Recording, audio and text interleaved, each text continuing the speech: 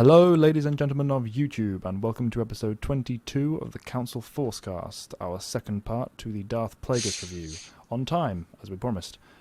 With me today, Grey Jedi 91. Hey guys. Evan Nova 95. Hello. Jen Sarai 1. I am the avatar of moral purity. And Ron Bundle. Lamagoles. But we're going to open with the news first, to get that out of the way. So, Antoine, if you want to take that away. First we have Ewan McGregor talking about Star Wars. He's starting to get kind of annoyed, It's always I guess, of always talking about Obi-Wan. Though there is rumor that there is going to be an announcement at Star Wars Celebration about the confirmation of an Obi-Wan film. He says, I like the films that I made with George Lucas, and I'm happy to be part of the legend of it all, but that's it with me. I don't really understand the fanaticism about it. I'm asked about everybody all the time, would you do another one? And I always say, yeah, I'd be happy to, because I think there's a film between episode 3 and 4, which is where Alec Guinness is in the desert. But I've been asked about it so much now that I've been criticized for trying to persuade Disney to make this movie. I only respond to people asking me about it, and now it looks like I'm some sort of person looking for work, which is humiliating. I couldn't care less if it happens, but when Star Wars people ask me if I would do it, the answer is yes. So that's how I feel about it. They got that point across. He had a rant a little bit. Yeah, if it's getting to the point where he's feeling humiliated, I think there's probably something wrong. Yeah, especially when so many people are just want him back for the joy of it, because as we said last week, he is the... I think we're all guilty of that, though, so... It's probably just being tired of being publicly quoted about it. That makes him look like, as opposed to There's being like articles based around his like single quotes of just saying like, yeah, I would come back, and you're like, oh my god, Obi-Wan what does does it it mean? Yeah, it's just, I mean, it was the best thing about the prequels, and we want him back in another film, but, let's try and leave him alone for a bit until it actually happens. Meanwhile, Sam Jackson has no problem being quoted about anything. Yeah. Right, yeah, exactly. Which is previously, I mean, we have something for, that's the next story.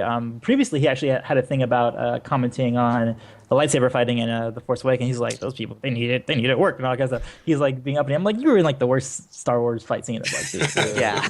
He has no... well, to be fair, that was less his fault and more the impromptu nature of it. And well, that's the because age of his Lucas opponent. screwed that up. And because Nick Gillard had this whole sequence built up, which I feel like he would have been a lot better if that hadn't been the case. Yeah. But Sam Jackson's headcanon says that Mace Windu is still alive. And if Twitter, I think a live feed or whatever it was, in a video, I guess he was asked a question and he was like, well, Jedi can survive like long distances, so he could still be alive. Like he was like kind of like doing that. And everybody's going on a thing about like, oh my God, Mace Windu could be alive. And it's like, I would like to make an example of a Jedi falling from a long distance. You guys, everybody here has read Deceived, right? Yeah. Yes. Yep. And Arn Lanier, like that was a whole sequence of her like falling from, what was it called? The Fat Boy? Was that the name of the Fat Man. Fat Man. Fat Man, yeah. And they were falling like, from the atmosphere. And they were falling down and it took all of her effort to do that, and she was fully powered. Whereas Mace Windu, who was like kind of burnt to a crisp and, not... Yeah. As far as I'm concerned, the Force lightning basically stopped Windu's heart, and all that got chucked out of that window was a corpse. Well, like, then there's the thematic question, like, why bring him back to do what? And what have you been doing all this time? Like, right, exactly. Isn't this kind of tired? Like, we've done this with other characters. Let's not do this again. It would just turn into Darth Maul and TCW again, and we all know how that turned out. It did not go well. So no, let Windu stay dead. He had a great death scene. By his logic, like, they could make another Jurassic Park movie where he comes back with one arm. Like, just don't. God. It's just stop. I agree. Thematically... Okay, back. Sorry about that, guys. Technical difficulties. Getting them out early this time. Mace Windu. I don't have a problem with him surviving the fall. There is precedent for him Jedi accomplishing far more, including heights larger than that. But... And again, this is Mace Windu, so why wouldn't he be able to? But again, thematically, it would be a terrible idea. Like, Mace Windu, if he was alive, would have been doing things. He wouldn't have just been skulking in the background as a hermit. And we haven't seen him in the time frame between then and everything that happens in the original trilogy, so it's just stupid. They should not bring him back, in my opinion. Right, he would have been. He wouldn't have been a Yoda. He would have been more like a Ram Koda, Exactly. Organizing, taking on action. Exactly. He's going to be like robot chickening it, like working in the cafeteria. Oh my God! No, he's not the janitor. Yeah. No. And then someone even asked me, and I was like, it would be just as silly as what happened with Darth Maul. Like it would be. He remain dead. He needs to remain dead as well. Like, just get over it. Just make new characters and new stories. Yeah. That being said, though, it's entirely possible for him to survive. Like there's no in-universe. He survived the fall at full capacity, but not when he's burned by Sidis's lightning full on. No. Well, I mean, and missing a hand. It's not like you can make arguments both ways. I mean, this is Mace Windu. This is the person who was taking that same lightning and redirecting it back at Palpatine. That wasn't entirely down to just having his lightsaber, but just him surviving it is perfectly reasonable for me. I mean, look at Luke. He was being fried at it by it for like 30 odd seconds, if not more.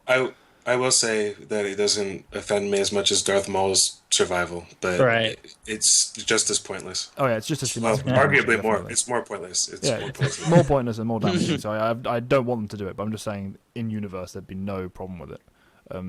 Besides the fact that he hasn't come back again earlier. Anyway, so that's that bit of news. The next story is, does Rogue One and the other Star Wars stories need the opening crawl? Yes. Of course they do. Actually, I hate that this is even a discussion, to be honest. I'm not against their having an opening crawl, but what I think is that because it's a spin-off and not part of the official Star Wars series, it should have a different style of opening crawl. Like the same sort of opening crawl that the Republic Commando video game had, where it's just the blue text fading in and out with foreboding music to create a much different tone. Like, just go for a different style of opening crawl for the different... the spin-off films. I was going to say the same, because even the other material like Rebels or Clone Wars or even the Micro series, they all had different kinds of opening screens, and they weren't all text scrolls. And I think that could be designated for just the saga films to have the whole Flash Gordon scrolling text. But these side ones can have their own flair going on, just the same way the TV series do. It needs the right feel. Just as long as there is a opening, Yeah, it needs the same feel. That's all that matters. Like the actual specifics and details of the crawl itself don't matter so much. I wouldn't have a problem if they kept them for all of the films. The only thing I want them to change for the anthology stuff is the opening shot. I don't want them all to be panning down from a ship in space. That needs to change, because that will get very old very quickly. But yeah, the crawl's all right.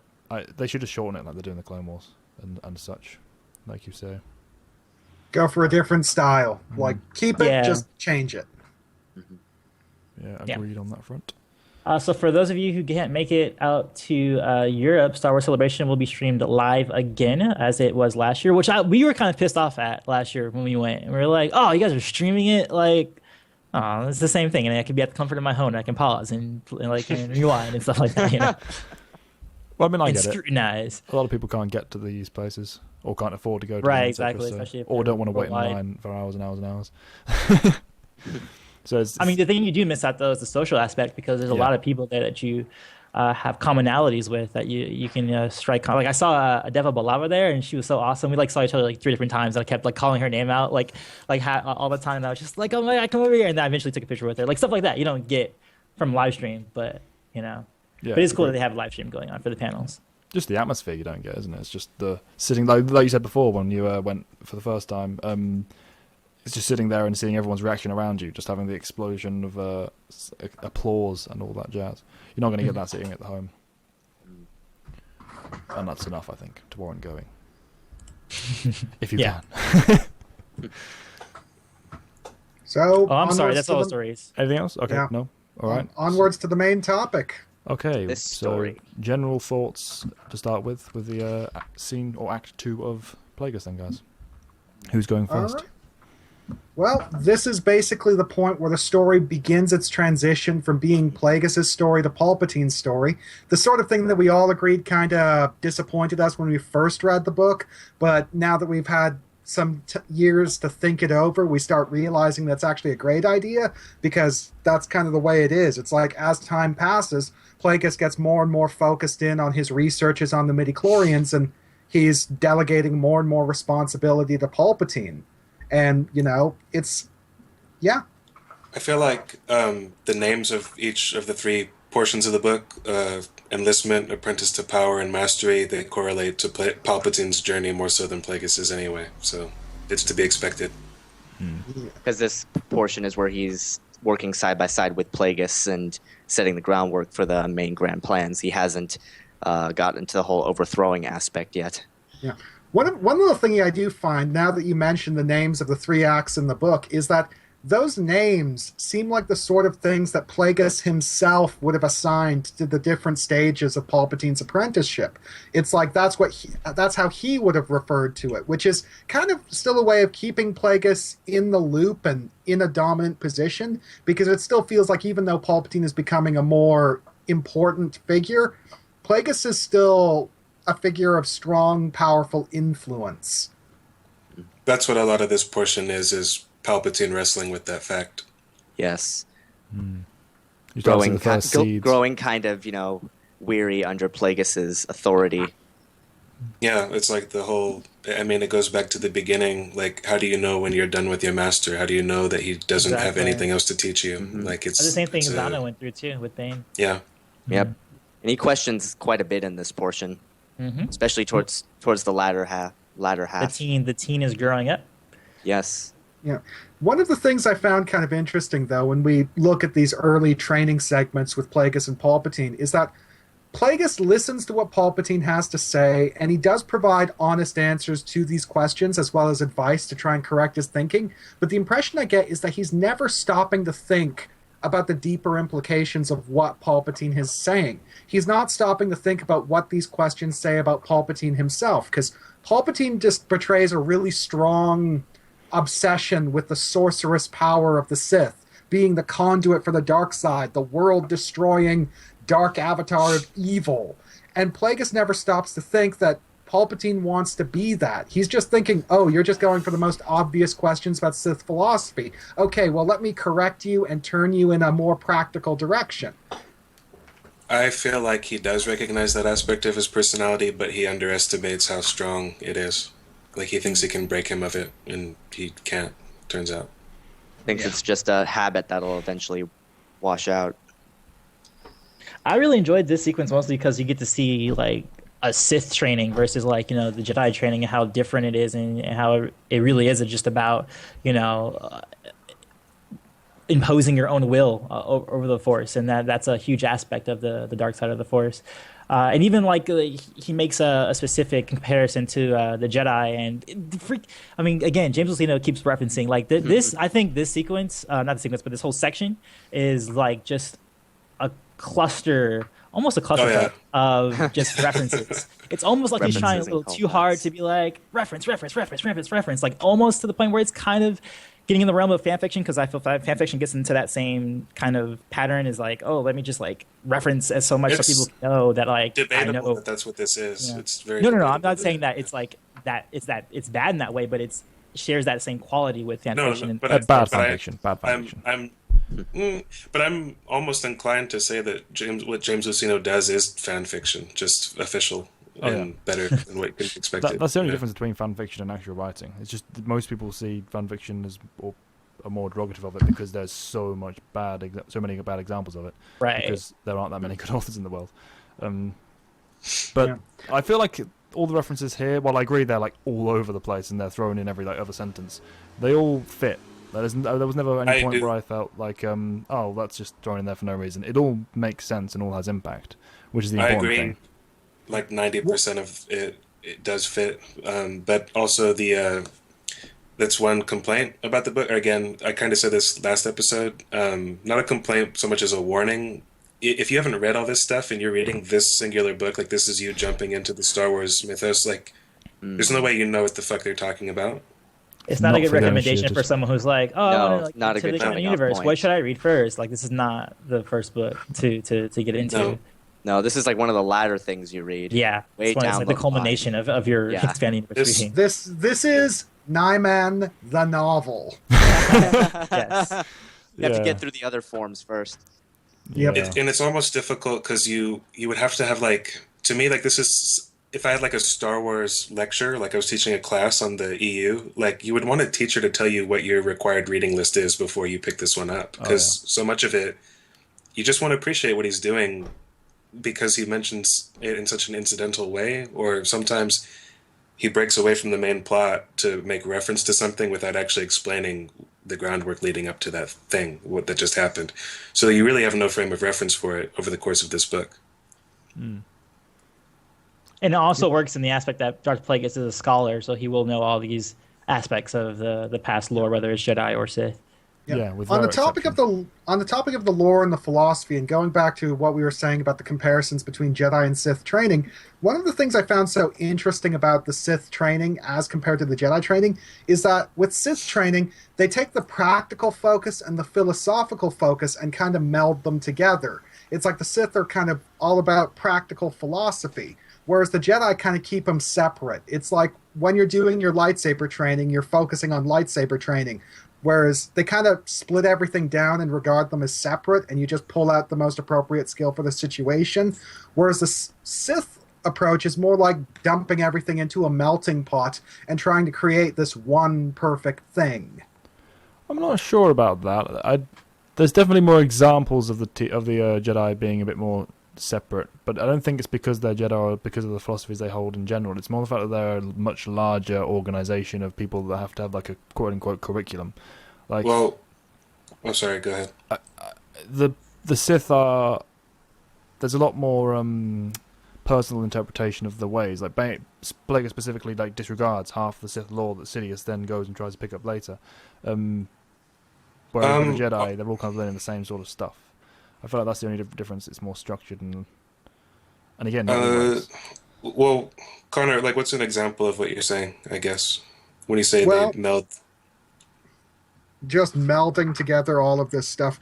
Well, a lot of it is stuff like a being trained in the killing arts doesn't wait for you to acquire him as a target or establish him or herself as an opponent, as if in some martial arts contest. Your reactions must be instantaneous and nothing less than lethal, for you are a Sith Lord and will be marked for death. It's like this particular statement, it's like it's got the practical, pragmatic focus of someone who's actually in a situation, but it also kind of reflects the Sith Lord's relationship with the Force and the universe at large, which is one of continuous antagonism and competition. It's like Plagueis even talks about how the Sith Lords stalk the Force like hunters. It's like you're very For me, sorry. Go ahead. I'm sorry. Okay. But yeah, you're very willfully placing yourself in opposition to almost everything you come into contact with when you're training as a Sith Lord. And this idea really carries over and seeps into everything they do. And because of that, it's like it's a philosophy that demands pragmatism, that demands practicality. You can't just get away with being some sort of what's the word I'm looking for? I don't want to say philosopher because I've already said philosophy, but I guess that's the only word I have. It's like you can't get away with being someone who's just discussing concepts and theory with your head in the clouds. When you're a Sith Lord, you have to be grounded at all times, but at the same time, you still have to be tied into the Force. For me, the quote you read and several other quotes that he has, to me, they more come as a byproduct of the fact that this book is told from the perspective of Sith Lords who, more so than the Jedi, like if you're writing a book, like in the context of somebody who's an author, you need to kind of explain the way a Sith Lord thinks in a way that you really don't, because they're perceived as like the villains. When he's talking about, I can't remember what you just said with the quote word for word, but that speaks to like freeing yourself of the sort of restraint that a Jedi would employ in an engagement like that. Why would a Sith Lord neglect that or disregard it? You have to explain why and where they're coming from, if you want the audience to be able to relate to what he's saying in any way. And to me, it's less about sort of trying to actively meld together practical and philosophical, and more about the way that they justify the way that they are. Why they think the way they think, rather than just because they're evil and that's it. Right. Basically. But to be fair, sorry, Anton. Well, I was going to say, I think I don't know if it's a fair assessment to say that the Jedi don't meld all of that together. Like you were saying before, that it's a curriculum that they have and they need to because they have such a large group of people or of beings to train. But they do like very much meld the training of lightsaber combat in the Force and make it like that's like the whole thing of the younglings is like making them learn how to use the Force because they're so used to just being practical like just normal people, and then once they get into that, then they meld the training of the Force into lightsaber combat and other forms of the Force. So I don't think it's completely fair to say that it's a completely separate thing, and that the Sith, their benefit is that they keep everything together and they try to make it a melting pot. And And the same can be said for what Plagueis specifically says in that scene. The quote you made could very easily be rewritten for the Jedi. It would just be take away the killing intent and switch it for defense of the innocent. Like, well, these are practical people. They have to be ready to defend people. I mean, they when they need to be soldiers, they immediately change their curriculum, and all of their kids and younglings are learning battle strategies, which they probably would have been doing in the first place. They just did it more because that's what they needed to be. They're whatever the galaxy needs them to be. A lot of what he's doing is just rejecting the Jedi's way of doing things. Like, that's why he's... Like, it's not so much a commentary on practical versus philosophical. It's more, you don't need compassion or restraint or anything like that because it doesn't apply to you, and here's why. They also, breaking away from that, he has a quote about how the Sith don't wait for some sort of balancing agent for the Force because they believe I was just going to mention that. Okay, hold on. Let me jump off of that. And the line right here that I was about to read off to continue the conversation was, they are so busy saving lives and striving to keep the powers of the Force in balance that they lost sight to the fact that sentient life is meant to evolve, not simply languish in contented stasis. And I wanted to have just a general discussion about that, not just in terms of the lore, but just outward philosophy in life. Like, how do you guys feel about that? Because I'll start off and just say, there's truth to that statement, even though there's a cost to it. Biggest example would be World War I and II, and the fact of how quickly we progressed technology in that time because of the conflict that was there. And that's kind of like the Sith, philosophy, is that conflict needs to be there to make progress. And it's a true statement. That is what happens. When there's war, people strive to become better, or to defeat their enemies and make this very, very devastating technology. And the Jedi are different in the sense that they do want to just maintain the peace and they kind of do want stagnation in a way, because that is how peace happens. And that's that's what I like about these kind of novels, especially the expanded universe, because they don't mark the Sith as just these straight up just evil people, even though they definitely are. They do have a philosophy behind why they are that way, especially with the Sith that are more practical, in a sense, going back to what Connor was saying, not so much just the psychopaths that we often see. I'd like to jump off your point there, because I completely disagree on a fundamental level, which I think, not with what you're saying, but with the Sith, because they see the Jedi as this sort of big symbol of stagnation, but it's not true. The galaxy is stagnating. It's not because the Jedi are maintaining some status quo. The Jedi are doing with what people do. And there's also the argument about, we make the reference to World War II. It's not war that causes the progression. It's the competition.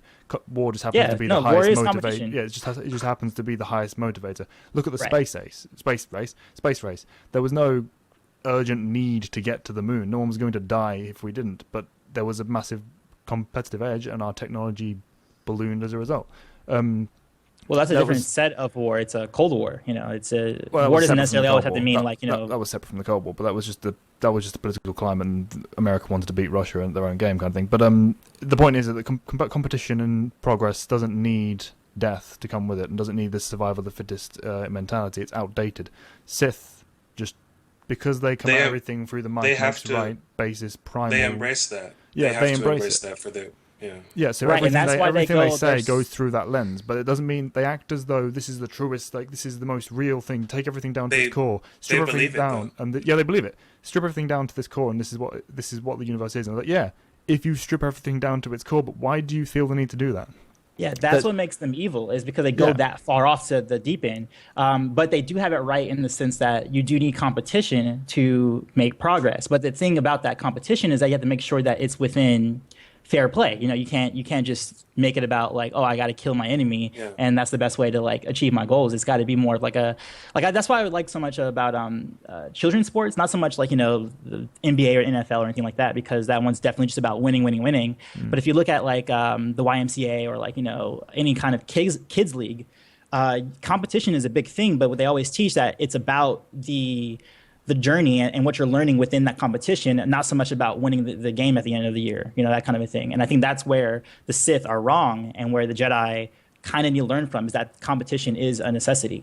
But Jedi don't argue that competition isn't. Jedi aren't opposed to competition. They're not opposed to change. They're opposed to the negative impacts of conflict. If there was some great sports tournament and massive star systems were driving loads of resources towards making their teams the best of the best, the Jedi aren't going to go and intervene, are they? They don't have any problem with this sort of thing. They have their own tournaments for the same. I wouldn't. Well, yeah, you're right. They do have their own tournaments. Like they have their the lightsaber combat that they have, or just the hand-to-hand grappling that they have too. There's no reason to compete with each other other than to get better, but they do it and they get better as a result, and they produce masters. The Sith kind of act as though the Jedi don't do that. I feel like you're arguing against like the claim that I don't think anybody here has made the claim that the Jedi are actively striving to be ineffectual and stagnant. No, but that is kind of what they've. That's kind of but they are the Sith are right in that the Jedi have kind of allowed that to become what they are. Yes, but it's due to unfortunately, it's due to the state of the galaxy, not them. If they separated from the Republic, these problems would stick around. They'd be fine. They'd be going through and being wonderful and having their own little. But then, what purpose would they serve? Greatness. Well, they wouldn't. They serve that's why they stick around. But the point is that they don't have to serve a purpose. That's what I mean. That's Plagueis' whole thing. Is like the Jedi are just. He doesn't call them like stupid or idiots. He just sees them as like this. Like they're doing everything wrong, like on a fundamental level. Like they don't realize how corrupt. And I think he thinks that they have a what is it called, like a Sisyphean effort going on. Like there's this task that can't be. Like you're never gonna succeed. It's what's the word? I'm not eloquent today. I can't remember. I can't think of the word I'm looking for. Yeah, they're fighting the long defeat. You know, they're like the elves from Lord of the Rings, basically. But the point is that their doesn't mean their battle is pointless, which is what Plagueis would argue. He's like, but he does think so. Yeah, like that, and that's fine. I'm just saying that there are a lot of people who argue off the back of different philosophies and comments that people like Plagueis make in universe that is the fact. Like the Jedi are being ineffectual, and it's like they're only ineffectual in the situation they're put in. It's not like they are causing the problems or. They're not solving the problem. They can't solve the problem without ceasing to be Jedi, and that's why I think, from his mindset, you completely just flip the script. Like the Jedi are playing by the rules, and we don't, because the game is broken. The rules don't make sense. We're gonna do it differently. Like that's his, you know. Yeah, I would say I agree with that, because it's not so much that he thinks that they're not doing anything at all. It's just that they're doing it too slowly. Like in the further on in the sequence, it says the power of water and the power of fire are entirely different. Glaciers and volcanoes both have the potential to transform landscapes, but one does so by burying what lies beneath, where the other one spews forth new terrain. And that's where he's kind of coming from, is that he thinks it's just they're not doing it fast enough. Like with water, you know, making the Grand Canyon, that takes, you know, thousands of years, versus like a Sith or a volcano can change the landscape just like that. Yeah. And I think that's where he's coming from, is that he thinks that they're not so much stagnating in that they're just like staying there, but it's just taking too long for them to shape what they're doing, because the way that they're interacting with the Republic is they're doing too many compromises and trying to like save face for the Jedi to make any headway. He goes on to there's two things real quick, just on the basis of what he said. That's exactly where Dooku's coming from later on. I just want to say, and also that's what makes Plagueis a fascinating Sith, in that he doesn't look at the Jedi and think, "Oh my God, what morons!" It's more like, "I see what you're trying to do. You'll never accomplish it your way." He takes more issue with their methodology than anything else. Yeah, he goes on to liken them to lenient parents that aren't disciplining like the multitude of children they have, and then goes saying, "No, you're right. You're wrong. Listen to me. I know better." But the thing is, the Jedi can't do that. And he acknowledges that. He's not like saying, "Oh, you're stupid, you should be doing it." He knows that what they're doing is impossible. But the point is, they can't do what they're doing, or they can't accomplish the task without ceasing to be Jedi. They have to become Sith, or something similar. And they're not that. And if they are that, they go around killing people. And that's... Yes, it would bring change, it would bring progress in the grand scheme, but they'd have to cause great harm to do it. Exactly. And he's okay with that. Yeah, he's okay with that. They're not. That's the difference. It's like it's an ethical question be. rather than a philosophical question, which I think most people forget. It's not about the practicality. They're not looking at the problem and not seeing that solution. They're just saying it's not an option because we're not going to kill people. We're not going to be these dictators. They can be, but they won't. Yeah, he acknowledges that as well. Yeah. And I mean, look what happens when the Sith take over. They last 30 years and then bam, straight back to the... Well, that doesn't have validity in the context of what he's thinking, though. No, you can argue that as an audience member. But no, I'm not saying he's wrong. And from his perspective, I'm saying that the long-term solutions he's thinking about, and again, it's probably more to do with Sidious than his own philosophy, but the big change isn't like this big solution. Like, yeah, you shake the foundations to the core, but that doesn't mean what's built up immediately afterwards is going to hold water. Right, and that's the feeling of the Sith. They're great conquerors, but they are not very good rulers. That's why you see them occupy the spaces that they do for a very short amount of time, because they're really good at getting that and attaining that very quickly, but not maintaining it. And that's something that the Jedi are more inclined to do. And it's just the balance. It's a balancing act that they need to find, where you do have to kind of assert your own will over certain situations, but there's other times where you need to like keep the balance. And that's the whole thing about the Sith and Jedi. That's the most compelling thing I think about their thing. But going back to what you were saying about the overly permissive stuff, that's actually something that's within philosophy. Since we are talking about philosophy, there's are you familiar with the parenting styles of psychology? Actually, sorry, not philosophy, psychology. The authoritative parent, overly permissive, neglectful, and what's the other one? Authoritative, neglective, permissive. I read this in a sheet in some class. Is that emotionally related? I can't remember. No, it's because he mentions it in the novel. I forget what sequence, and you were mentioning it too, and I thought it was coming up in this chapter. Maybe You mean like permissive, or I don't know. He refers to them as, permissive. He's kind of saying the Jedi are kind of like overly permissive, where they're just kind of saying yes to everything the Republic does without like, yeah, exactly. Yeah. Versus being like but the thing about Sith is that they're like authoritative. They're just like, these are the rules. This is what you have to do, or you die, kind of a thing. And then the best thing that, at least in psychology classes, they teach us is to be authoritative, meaning you set very clear and strict rules, and make sure that your kid or whoever you're overseeing, whether you're like a manager or something like that, make sure that they're adhering to those rules, and that there are consequences for not adhering to those rules, but not like consequences to the point like, oh, I'm going to like spank you, or I'm going to kill you, that kind of a thing. But something that they would respect and still can learn from. And I think I thought that related to how he was saying that the Jedi were overly permissive in their way of ruling. Yeah, but then you've got the whole flip side of the Sith expect everyone to act like a Sith, which immediately completely ruins their entire societal perspective, because society can't work like that. So, we're going in circles here. You're not. I don't think you're meant to agree with every word Plagueis says. No, he's got to be given the opportunity to explain himself to the reader, and this is where he does that. I agree. I'm just saying from a philosophical perspective, a lot of people like to get on board with the Sith philosophy and act as though it's some great revelation, when really it's just stating the common sense and an obvious fact that people are choosing to disregard because we've moved on from it. Like, society cannot function through the mentalities and philosophies of the Sith. It just can't. Everything bad about society is born from the roots of the Sith mentality. The fact that their way work on an individual level for the progression of personal power is irrespective, because community and society doesn't work like that, which is why it's just they always come back to that whole everyone at their root is this, so we're right. It's like, yeah, but it doesn't matter what's at your root.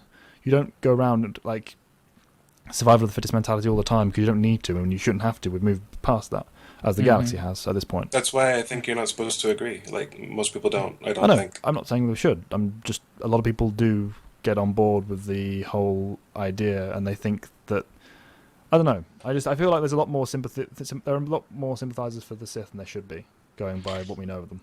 Well, I've never seen that personally. I mean, I see their insights and I get where they're coming from, but I don't think anyone's ever agreeing with like their extremes that they go to. Not the extreme, but they look at the actual rules and like the Sith code, and they think, yeah, I could take this to a lesser degree and it would be right. And I was like, no, it's a fundamentally flawed system, like just as much as the Jedi way. Can I say, like, I think you're kind of playing both sides. Like, I think you're trying to be like, it's not really this way, but it is this way. I mean, I think you should take a stance. Like, you should take a stance and say, like you were saying already, you were saying fundamentally it's wrong. I mean, I personally think it's not fundamentally wrong, but you are saying that. But sometimes you kind of backtrack and say, oh, no, it's not fundamentally wrong. And like, okay, well, it's fundamentally wrong. Stick I agree. I'm saying with my gut. I'm saying I'm not trying to backtrack because I'm like, I don't want to disguise my opinion or anything. I'm saying it's fundamentally wrong in the way that, yes, it's correct, technically correct, but there's a reason it's not relevant anymore. Is what I'm saying. Like, right. It's like subjectivism versus objectivism. Like, actually, I want you to be strong in it. Yeah, like it's like objective. I'm a strong believer in objective morality versus subjective morality. Technically, people are right when they say nothing matters, everything's irrelevant. There's no objective truth in anything. Yeah, you're right. But the fact is, every sentient being in all of the universe has a very core factor of wanting to be happy over wanting to suffer. Like, on a fundamental level, not like actual emotional happiness. Just they want to not suffer. Take that into fact. All objective morality falls into place, and it's the same way with communal societal philosophy and psychology. That just happens, and the Sith choose to kind of go the fatalist route of nothing matters, everything's permitted kind of thing. Mm-hmm. Getting a bit Assassin's Creedy there, but you know what I'm saying. And they kind of disregard the universally accepted truth of that's not a good way of doing things because it doesn't affect them. Connor, They don't I take into account One other- universal. Yeah. Just Go ahead. sorry, just complete, just kind of turning things around and just going back to the whole thing about how the Sith are kind of obsessed with helping society develop and grow, even though their philosophies are kind of completely at odds with that because they're so individualist that they can't ever unify. The thing I find interesting, especially when you look at the example this book puts forth of the planet Cursed, which is this primitive society where the Sith show up for these essentially these ceremonial battles every few decades. The thing I realized looking at this example, but then comparing it to the original Sith Empire of Marka Ragnos and Naga Sadow and what's described in there, is that the Sith Lords are actually better equipped to achieve their goals when they're acting as the adversaries of society rather than when they're trying to dictate society as its leaders. Because when they're acting as the adversaries of the Cursidians, they're forcing the Cursidians to grow and develop militarily and culturally by basically just showing up as these gods of war. And it's actually described, their development is described in pretty explicit detail here in the book. But then when you compare that to what happened with the old Sith Empire in old Sith space, it's like that society was kind of starting to stagnate because the individualist focus of all of the Sith Lords was kind of preventing it from growing because you had all of these individual Sith lords in charge of their own little feudal fiefs hoarding technology, hoarding resources. Instead of spreading things out and allowing their society as a whole to grow, instead you had these super powerful Dark Lords of the Sith who surrounded themselves with the most advanced technology imaginable, but then you had their subjects who basically lived as medieval peasants because the Sith Lords were so self-obsessed and they weren't letting anything grow. They were trying to hold everything around them down to protect their own place at the top of the pecking order. So because of this, the whole idea of the Sith Lords developing society by being its leaders, it's explicitly proven false by all of the examples. That doesn't happen. It doesn't work that way because they're too self-obsessed. But when you have Sith Lords around to oppose your group, to be external enemies, to force your group to unify, to force your group to develop in order to repel them, that's the point when the Sith are actually able to achieve their purpose. And the problem is that the Sith never realize this. They're constantly thinking, oh, advancement through war. Well, if we take charge, we can just make it eternal war, therefore eternal advancement. But no, that's wrong. Because, we got these examples that prove it's the opposite. The Cursidians benefited from the Sith influence because the Sith were effectively their enemies. And that's basically how the Republic benefited from the Sith and how the Jedi benefited from the Sith. An external enemy to force you to get your act together. As soon as the Sith seize power, everything falls apart.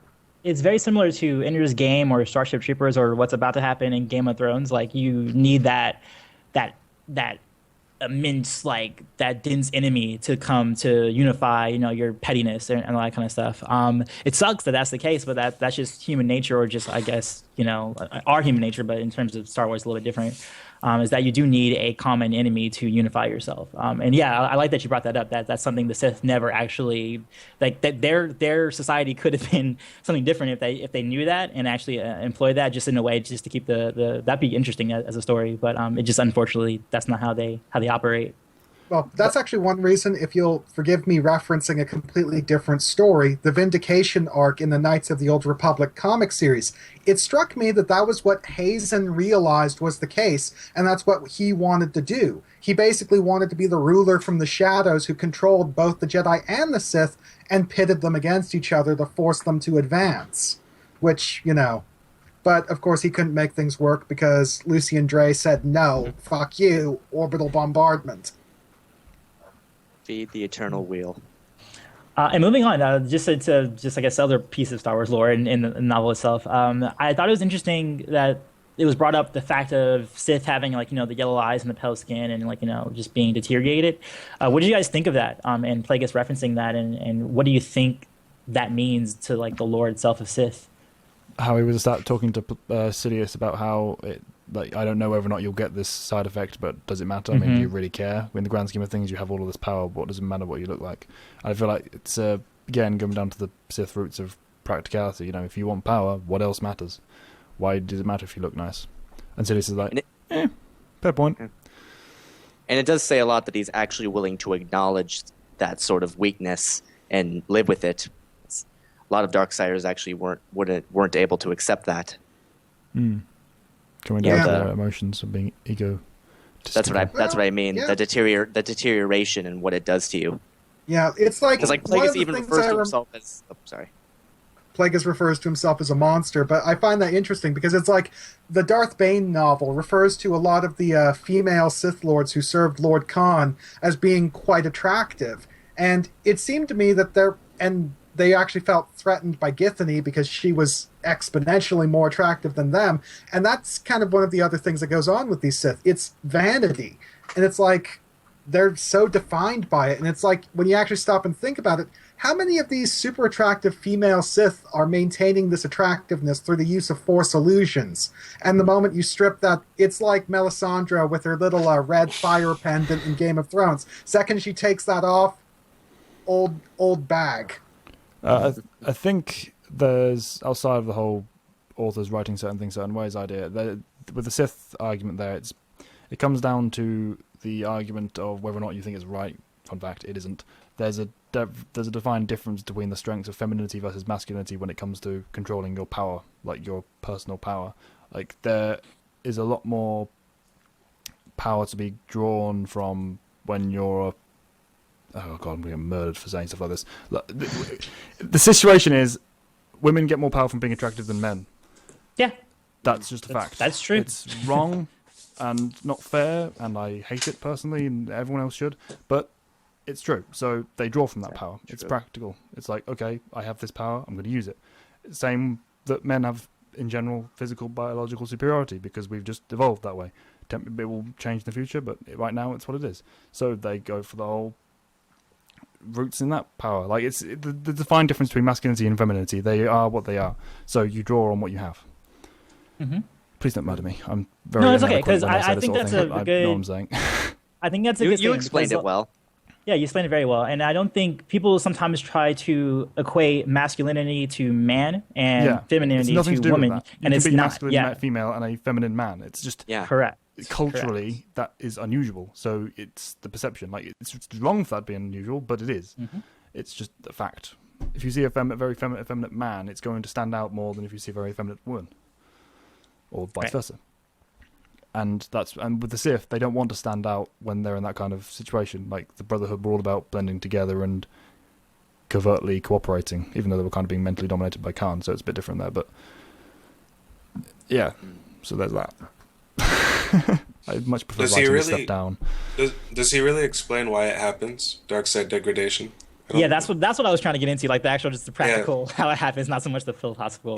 Sorry. He doesn't really, does he? Yeah, he doesn't. That's what I'm saying. Like it kind of touches on it for a second. And it's like It's because he doesn't care. It happens. Get over it, kind of thing. To Sidious, is what he says. Well, it's a curious thing that he just doesn't offer any explanation about it. And I thought it was curious because if we see it sometimes and other times we don't. Like with a big thing is Count Dooku, for instance, like never like got that side effect. But like the second Anakin went rage mode, he got it. Like I thought there would be, especially with Lucino, I thought he would have had more commentary about when someone has it and when someone doesn't, and how they can mask themselves and that kind of thing. And that was part of the novel. I was like, I hope we got a little more about that. Maybe he did have commentary, it's just there was no place where he was able to effectively work it in. Right. Because it's like Darth Plagueis himself basically states outright that, yeah, the dark side has turned me into a monster. I have 0 fucks to give. It might turn you into a monster. Your response should be the same. Moving on.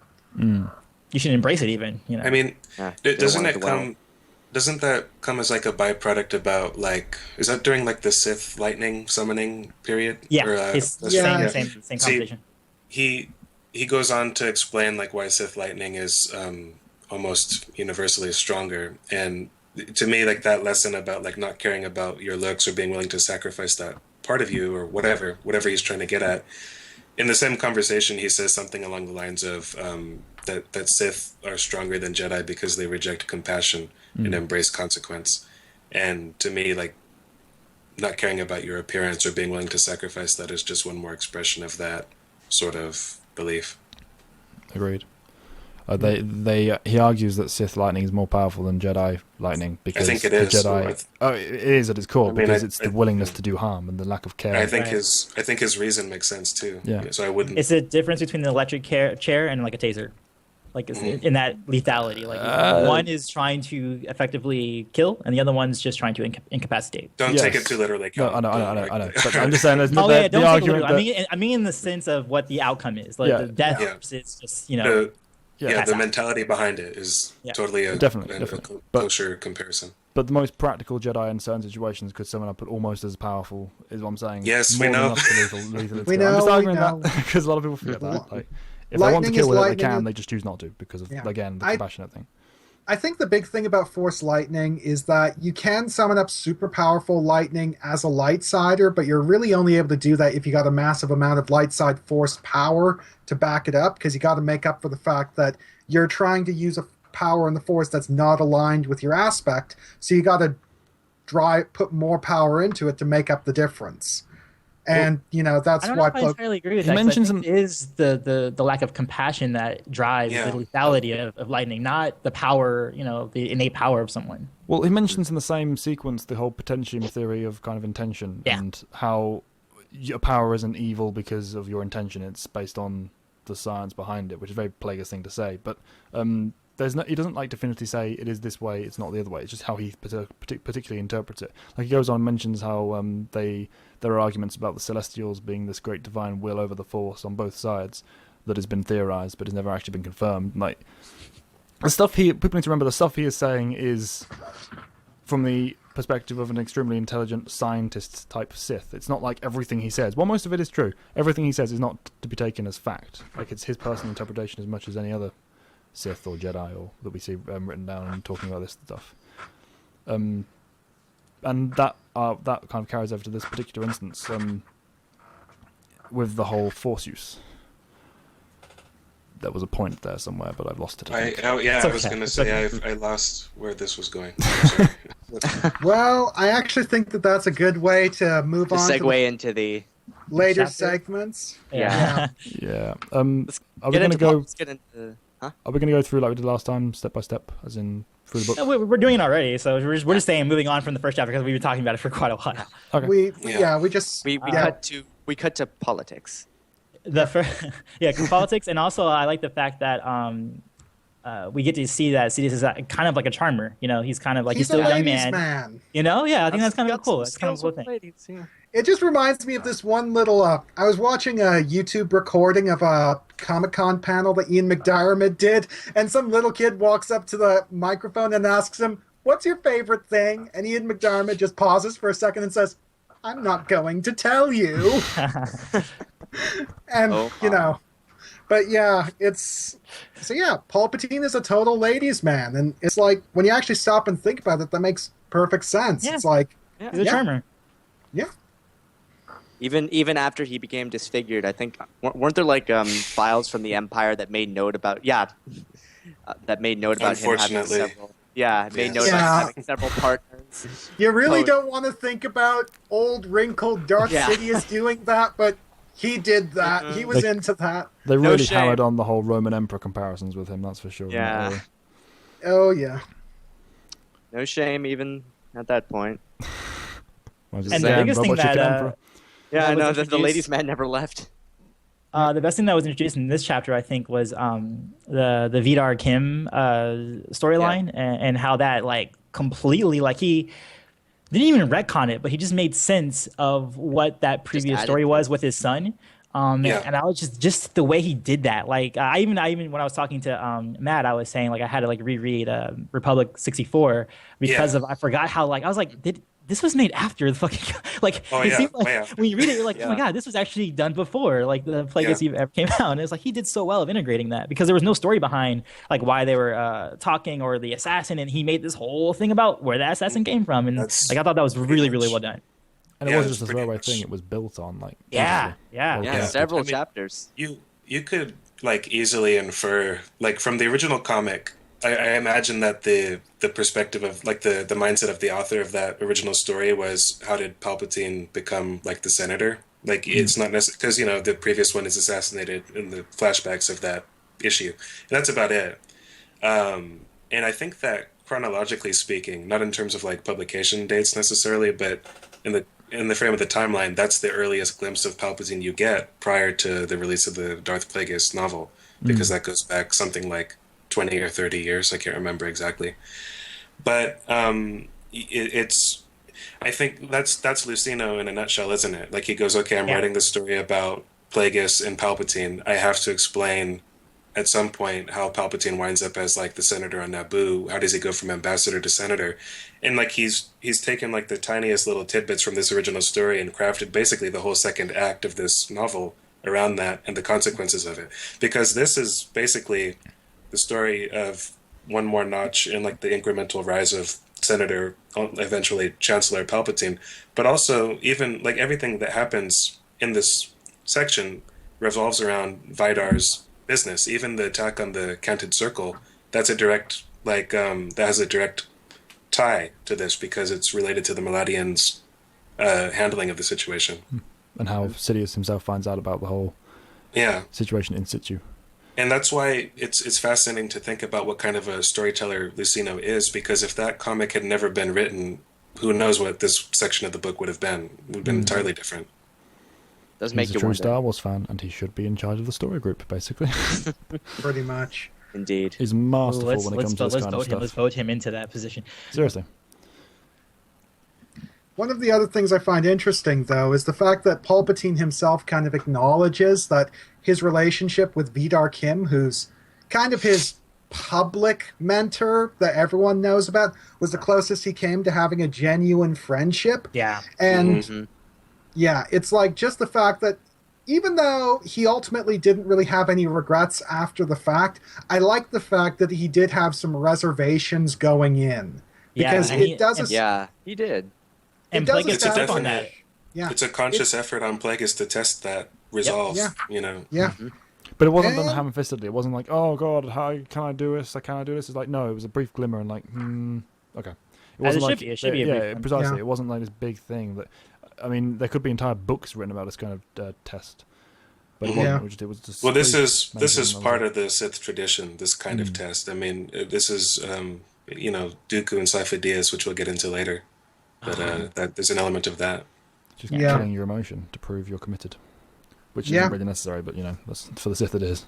Yeah, and the thing I did find interesting is the fact that it's actually commented on explicitly in the book that Plagueis, when he told Palpatine, okay, you got to assassinate Vidar Kim, is that he didn't comment on being a test. Right. He let Palpatine figure that out for himself. On his Sorry about that. We lost Connor for a bit. Continue. Yeah, sorry about that. Yeah. Well, just discussing the whole thing about how the whole test of the Sith, where the Sith Lords basically demand you prove your commitment to the grand plan by killing someone you love or have positive feelings for if you don't really love anyone. Because, let's be honest, Palpatine doesn't really love anyone.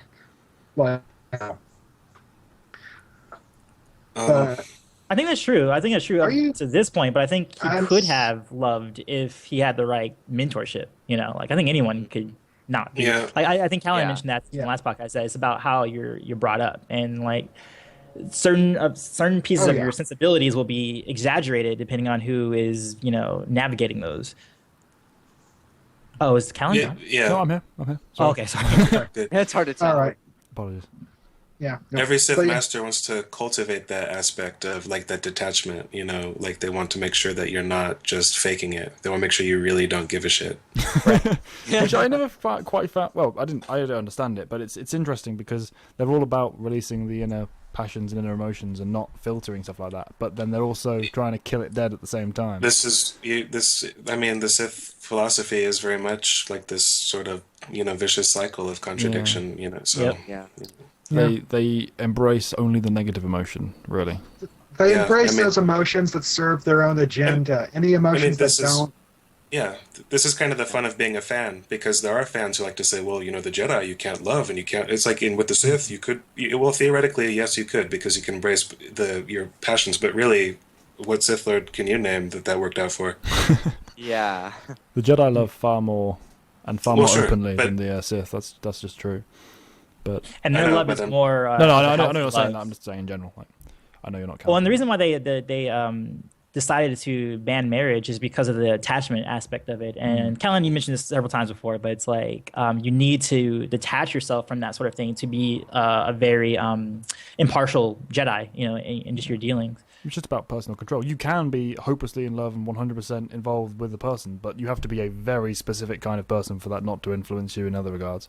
Like, Right, and that's pretty it's a impractical. It's Very a few miracle. people can You do can't do that. that with a huge Yeah. system like the Jedi. It's a miracle that the few people involved in Luke's academy managed to pull it off to the degree they did. But I mean, it's possible. It's just not Yep. particularly practical. And going off of just how Lucino's really great at integrating just previous stories. He even goes into the whole Yanchori. Yeah. We also meet. The we beginnings all- of the uprising, or just what he thought what he would use, but then he changed his mind to use the clone army. The discussion on Camino I loved. Like that Yeah. entire scene. It's Yeah. just basically scientific wait. jargon made up on the spot, and it's like, oh, it's beautiful. Plagueis and three Camino and just sort of yeah, well, if Talking we use about this, the and, logistics like, of cloning yeah, Yanchori. it's like if we remove that cortex and Well, focus the emotional upbringing, we maybe we can think- get around that problem. I think- It's like, It's also like totally necessary though, because you look at the galaxy of Star Wars and you're like, why did they clone humans? Like, wouldn't there Right, why would was there it not them? have been like a better choice? And it turns out, well, in some ways, no. But this is the best option for their purposes. At least at the like- deadline they want. And it's also like, if you're a fan who had read the Yanchori, like if you know anything about the Yanchori, you're like, well, wouldn't they have been a much better threat to the Jedi than just Jango? But I mean, no. Well, here's why not. Yep. it's brilliant. I loved it. And it One of wasn't the in other your things- face again. It was a scene that made sense just within the a scene. context of the story. It was just a thing Plagueis does because Plagueis is Plagueis, and it wasn't like, oh, by the way, look at this. I've explained this whole plot hole with the films. Look at me, I'm so amazing. So, One of the other little details I liked is just Plagueis' reaction to the Kaminoans. It's like he's Right. very positively disposed towards them. It's like he outright regards them as one of the most progressive species in the galaxy. And knowing what I know about the Kaminoans, having read other sources, it's like, of course Plagueis likes them. Of course he Doesn't- fucking well, likes doesn't- them. Yeah, they Does he not? Doesn't he call them almost Sith-like? yeah. I Yeah, think he he does. does. He does. So, He does reference I mean, them being- which is also interesting because he equates like progression with Sith. Like there's no the two are interlinked from his perspective. The connection is the fact that the Kaminoans care very little for ethics. So it's like, oh, you're not held back by these things I think are terrible. Okay, great, I love you. It's like it's They're all about pure the whole emotional scientists almost. Yeah, it is. Just Yeah. again, it's him collaborating with a bunch of other scientists. I mean, I love the fact that none of them seem to question that this is a banker. How the hell is I why is he know. here? Why is he talking about armies? Like, they don't care. They've got. They're like, they've no, been oh, given a cool, we can project. do stuff. We have well, We the get new funds to do scientific this. equipment. We But can that's- upgrade our but that's- facility. And But that's the interesting thing and why he's still a manipulator, because he's providing them access to the one thing that they're interested in. Like Yeah. he's giving them better resources to do the kind of research that they want to do that they Yeah. wouldn't be able to otherwise. yeah, and it's just brilliant.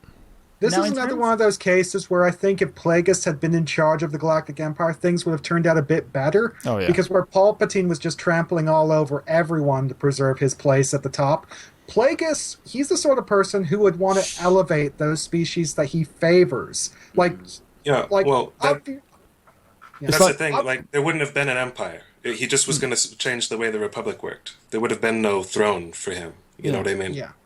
It's like Yeah, Matt he's said one of last the- time. You yeah. said how oh crap! I lost what I was going to say. Damn it! You said scrap it. Never mind. Sorry, I've lost my point. Well, we know there definitely wouldn't have been the Kaminoan uprising. There wouldn't Yeah. have been. There wouldn't have been a need for it. They would have Yeah. been his best buds. Yeah. Whereas Did you it's like find your that's thought? kind, Oh, no. yeah, that's kind of the difference between Plagueis and Palpatine. It's like Plagueis is caught up in asset management, whereas Palpatine is caught up in threat management. He's not it's like a lot of the times it's like when he looks at individuals, he's thinking about how he can use them. But when he's looking at societies, he's thinking about the threat they pose to what he's trying to do. Whereas Plagueis is almost the opposite. Not quite all the way, but you can tell that in his mentality, when it comes to dealing with societies, he's assessing them as an asset, whereas a lot of individuals he is kind of viewing as a threat or an obstacle to be dealt with. Yeah, and I've got my thread back again. I was going to say, like Matt said last time, or 2 weeks ago, whatever, Plagueis genuinely believes that his view it would work better for the benefit of the galaxy, or not necessarily the benefit, but the progress in the future. He thinks it's the right way of doing things. It happens in the book. Sidious stands on the sort of steps of the Senate and looks around and has a Lion King moment saying, "All that I see will be mine. Like, everything my gaze falls on is I rule, and it's gonna be this. They're all gonna be looking at me." But Plagueis is all about the like societal progression. It's like he doesn't care about personal glory. He puts Palpatine on the throne and says, "I'll just sit in the shadows and guide." He doesn't care. Yeah, yes and no. I mean, he's willing to share that position of self-escalation, but it's still part of who he is. I mean, he's not totally selfless about it. No, I don't mean selfless as in like he doesn't care for personal power. I just mean that he's not interested in being the ruler of the galaxy. Yeah, he'll guide from the background. Like it's one of his side projects kind of thing. As opposed he's to totally okay with that. Yeah, he doesn't need worshipping of him. That's not what he's interested in. Yeah.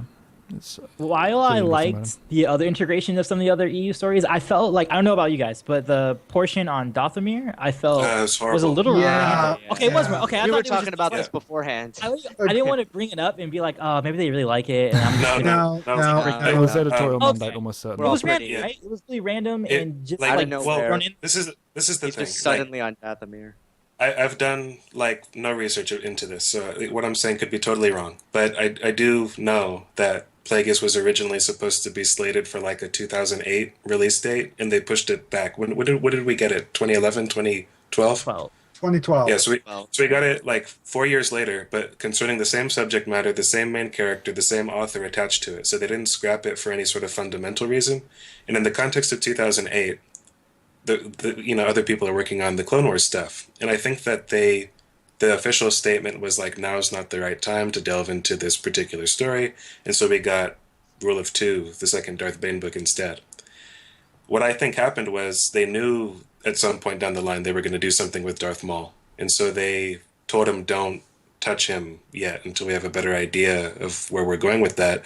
And so you get this really clunkily, sort of ham-fisted introduction to the character where Palpatine is browsing a farmer's market on Dathomir, right? Pretty much. And someone literally just turns up and hands him Maul. It's what? Really weird. Will you take my baby? And he's like, and he says yes. Sure. It's wow. It's baffling. I mean, they do kind of retcon it in Son of Dathomir. I don't think you guys read it because I know you guys are oh, you actually read it, Matt? I'm not a fan of it, but yes. I know what you're talking about. Because they decided that Talzin was actually trained going to be trained by Sidious, and then instead he chose Darth Maul. Yeah. So, I mean, it's even the person who gives it to him, it's not the same mother between the two stories, right? No. He's explicitly Mother Talzin's, right? Right. It's Mother, I mean, if I understand, it was really, this is the worst portion of the book for me by far. I mean, and it's not his fault. I think it's... I was going to say that. I don't think it's his fault. I think it has to be editorial mandate. It has to be editorial mandate. It's far too ham-fisted. Yeah, it's the same kind of thing.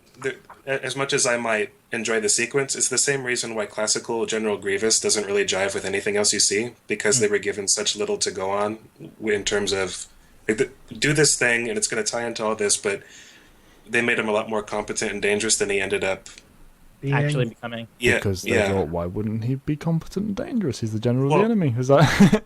Sure. I get. I know you get that. I just mean it's the same dynamic where this thing doesn't really align with anything else because they're working in tandem, with all these other dynamics that don't really know what the other person's doing. The left hand doesn't know what the right hand is doing in this particular case. Yeah, and well, moving on to an element of the story I do like. Well, Because that's I think that we can bit. all agree that the introduction of Maul was terrible. Like It's god he's awful. handled well later in the book, but Yeah, this yeah, later. introduction is Yeah. just like put him in because TCW. It's And- like Plagueis specifically mentions that, the dark side rewards, this is bodes well for us. It's like we've been handed something good. It's like they literally put that Literally later on in the thing. handed. It's like Yeah. the dark side gave us it. It's like, do you think the Meladians were opposed to us? Maybe. Who cares? Let's go ahead. It's just it's But hilarious. one element of the story I do like just a tiny little detail, is the introduction of Palpatine's advisors, Kinman Doriana, Sate Pastage, and Janus Grijatis, because these are characters I already knew about from my other readings in the expanded universe, and I just love the fact that Lucino worked them in and used them so well, because it's just this whole idea of Palpatine. It's one of the things that's mentioned in the first part of the book about Palpatine's past is all this juvenile delinquency, and I just can't help but shake the whole idea of all of these advisors as basically Palpatine's gang. It's like they're a gang of ruffians just Posse. running around Coruscant, just doing stupid shit. Sate I mean- especially. Like, I love how he kind of Yeah. stumbles into the whole Sith side of things. Like, what? It's like, okay. It's like, well, now. Palpatine gives so him a you're my look. He's loyal like, adversary. keep your head on Yeah, straight. but or we're going to, I you're love gonna lose how savvy that guy was, though, Yeah. even though he was in the dark about a lot, and he has no powers, so that's cool. it. Yeah, and he comes in like he specifically fails like 6 Melodians with a blaster. It's like, Meanwhile, Sidious and Palpatine are just cutting loose with full powers of the Sith. Yeah. Well, Sidious and Plagueis, not Sidious and Palpatine. yeah, he was just so candid about talking to somebody that he knows is not like no ordinary being, and he talks to him almost like an equal and not like as a subservient bootlicker. Yeah, it's great. Yeah. And one of the things I do like is that it's talked about how later in their relationship, Sate Pastage actually becomes the closest thing that Palpatine has, if not an actual best friend. Yep.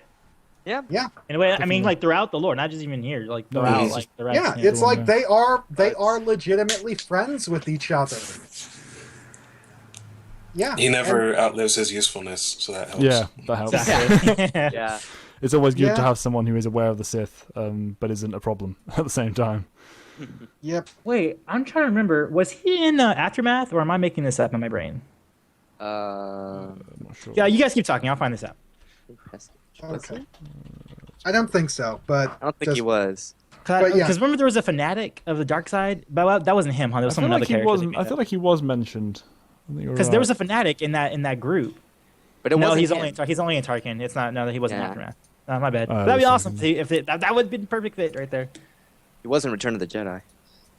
Oh yeah, he's actually in the movies. Yeah. For those of you who don't know.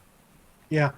But yeah, it's like just Palpatine and his gang. It's like that's one of the things I loved. It's just the fact that Palpatine on a certain level isn't quite able to completely hide his darker inclinations. It's like the galaxy as a whole thinks he's this squeaky clean, perfect politician who becomes our savior. But anyone who actually knows Palpatine or sees the people he surrounds himself with, you start realizing that sure, this guy's pretty charming and nice, but look at his friends. He's got something shady going on. But the thing is that no one pays that any mind because he's a politician. All politicians have something shady going on. Exactly. Yeah. He's like what's the guy's name? Frank Underwood's main advisor. Oh, what's his name? Doug. Stamper. He's like his Doug Stamper. Sorry, it took me a while to get through that thought process. But the guy I was referring to, his name was Yupi Tashu, the dark side fanatic. Only I- in Star Wars would Only somebody in have Star that Wars. name. Oh, Pretty much, yeah. Yupitashi. only in Star Wars. So should we get into the assassination of Vidar Kim now? Because I think we should maybe talk a little about when Plagueis and Sidious are at the gathering right before the assassination is carried out, and we hear about Plagueis' first murder. Okay, Ah, yes. do you want to take the lead on that, Evan? Yeah. You've been I kind was of quiet. just This episode. I was just wondering because it seemed like we were going past that, but I just think that's. That's fine. No, go ahead. Take it away. Mention Take it away. Go, please take us away. Oh, it's nothing. It's just following Ron. Sorry, I almost said Ron Har Kim. Sorry. Cuts to. Which was Sorry, just thinking out loud. I lost my train of thought completely. I'm sorry. That's fine. Well, how dare you? I mean, who loses their train of thought in a podcast? Yeah. I was literally about to say something like this long thing, and then it literally just left me. It never happens when you're not recording. It's like Totally. I guess you just start by like laying out the groundwork behind, like Yeah, the I wasn't sure where to start. Yeah. Well, After Kim's family gets assassinated, he tries to actually talk to Ronhar, which is something they covered in the original comic book. Try and continue his family line. That doesn't end up working out because Ronhar refuses. What? He's a Jedi, basically. Well, yeah, he's a Jedi. Yeah. Like he did in the Although he comic. could have pulled a Kiadi Mundi and just, had some wives on the side. Well, Yeah, but he had very specific circumstances. He kind I of know, biological because they're just- imperative. Yeah. Yeah. doesn't it's have much basically like I guess we're kind of talking about this in vague ways, but like really, you should have already read the book. Like if you're listening to this, but if you don't know, Vidar, Ronhar's father, had 2 elder sons, so he wasn't concerned about giving away the younger one to the Jedi. He was like, okay, my legacy's secured. And then they all died in this horrific crash. Accident. And so he had no other living heirs. And so he tried to bring Ronhar back into the fold on Naboo and have him carry on the family business, and that didn't go anywhere. And at this point, Plagueis is also... This is going at the same time. He's really pissing off a few senators, and one of them is Pax Team. Have we really gotten into him at all? We haven't, no. We mentioned him Not really. last podcast, I think, when we talked about the first gathering that he's referenced in. This is Yeah. kind of the culmination of his... Well, how much Yeah, he was pissed off. And during the gathering, I think, is like Plagueis decides that, or they both mutually decide that somebody needs to be, taken out to further their interests. And Palpatine floats out the idea of taking out Pax Team, but Plagueis shoots that down and says, no, go for Vidar. And there's like serving the purpose of like their main purpose, but also I think, as like we mentioned much earlier, the final test of Palpatine's resolve, forcing him to get rid of the closest thing he has to a parent at this point, and one he actually liked quite a bit more than his own real biological parents, I think. And he does that, he does that by relating the story of his first well, it's not his first murder, but it's his first murder as a Sith apprentice. The first one the first one went back to when he was a child, but it's the first one he's done on the orders of his Sith master. And well, Evan, you brought it up. Did you want to talk about it, like, at all? just I don't know how in depth you want to actually like talk about the story. It's just like there are certain points where Plagueis actually starts choking Palpatine, and that comes up later. Oh, okay. Yeah, that's that is, really Yeah, I integral like point. that. That's kind of the Yeah. like the turning point where he's like, okay, guard's going to be way up from now on. I'm not letting that Yeah. happen again. Yep.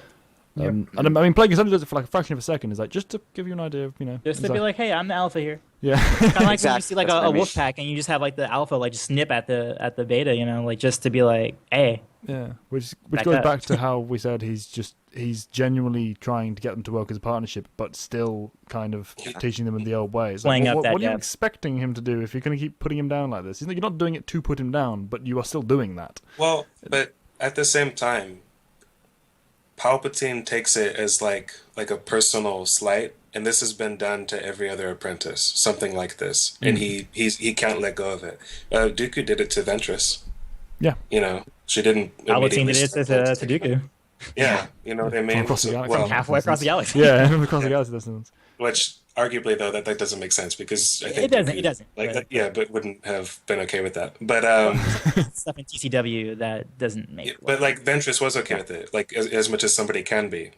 Palpatine remembers this decades later, like he's still not over it. And again, That's it just- was a moment of yes. personal weakness, which is what if he had been fully up to strength and it wasn't just a stupid mistake on his part, he would have been fine. Well, a little bit more accepting of it, but it was because it was such a stupid mistake and he was slighted in front of it. It's like he doesn't like that. It's But bloated with ego. it's part of his psychology though. Like by the time that he's bringing it up decades later, Plagueis has handed him everything just about anyone could ever want, and I still have to take you out because you once did this to me. It's kind of like, well, no, we'll get to that later when we actually talk about this scene. But anyway, Evan, I agree that needed to be brought up without. Yeah, so we also see anyway, Plagueis himself. One of the other things I found interesting in Plagueis' description of this, because he does give the backstory, is how he's talking about how the Santhe Corporation, he assassinates this guy called Carrot Santhe, how Carrot Santhe had actually managed to outmaneuver and scam Darth Tenebris, which, few people... Scamming a Sith Lord, it's like, if you can pull it off successfully, kudos, but... Good luck if you're escaping. Scam a Sith, good luck escaping. And it's like, one of the things I liked is the fact that it showed both Tenebris's and mentality towards the idea of vengeance and how he passed this on to Plagueis. The idea of delayed vengeance being better. Like, don't just go after the guy in a storming rage and destroy everything between you and him. It's like, bide your time and dish it out cold. And this is actually one little particular lesson that I don't think that Palpatine quite learns. Like, he gets the bide your time aspect, but he doesn't get the dish it out cold aspect. Like Palpatine's just too sadistic. I actually feel like it's a subtly, ironic, because as he's teaching him the lesson, he's pissing Palpatine off in a way that will lead him to strike back decades later. Right. It's like Another Plagueis contradiction. Yeah. Well, yeah, but to his credit, like I say, like most any other apprentice would have been okay with it because they got everything that they wanted, but not Palpatine. It was the worst possible apprentice Palpatine could take on. Plagueis could take on. I keep doing that. It's just the absolute worst Sith Lord for him. Almost any other one, he may have actually got the partnership thing to work. I can't think of another. Well, Dooku especially. He'd be absolute best. Yeah. He'd be absolute best. Okay. But like, I'm glad you said that, because I wanted to move on to the Dooku, Qui-Gon Jinn, Psycho Divas scene, which is possibly my favorite scene in this section. Like that whole entire sequence, especially. Go ahead and agree. It is. All of that, because mostly because I think I just like Qui-Gon and Dooku and just that dichotomy, and also just Lord knows we don't get enough of it.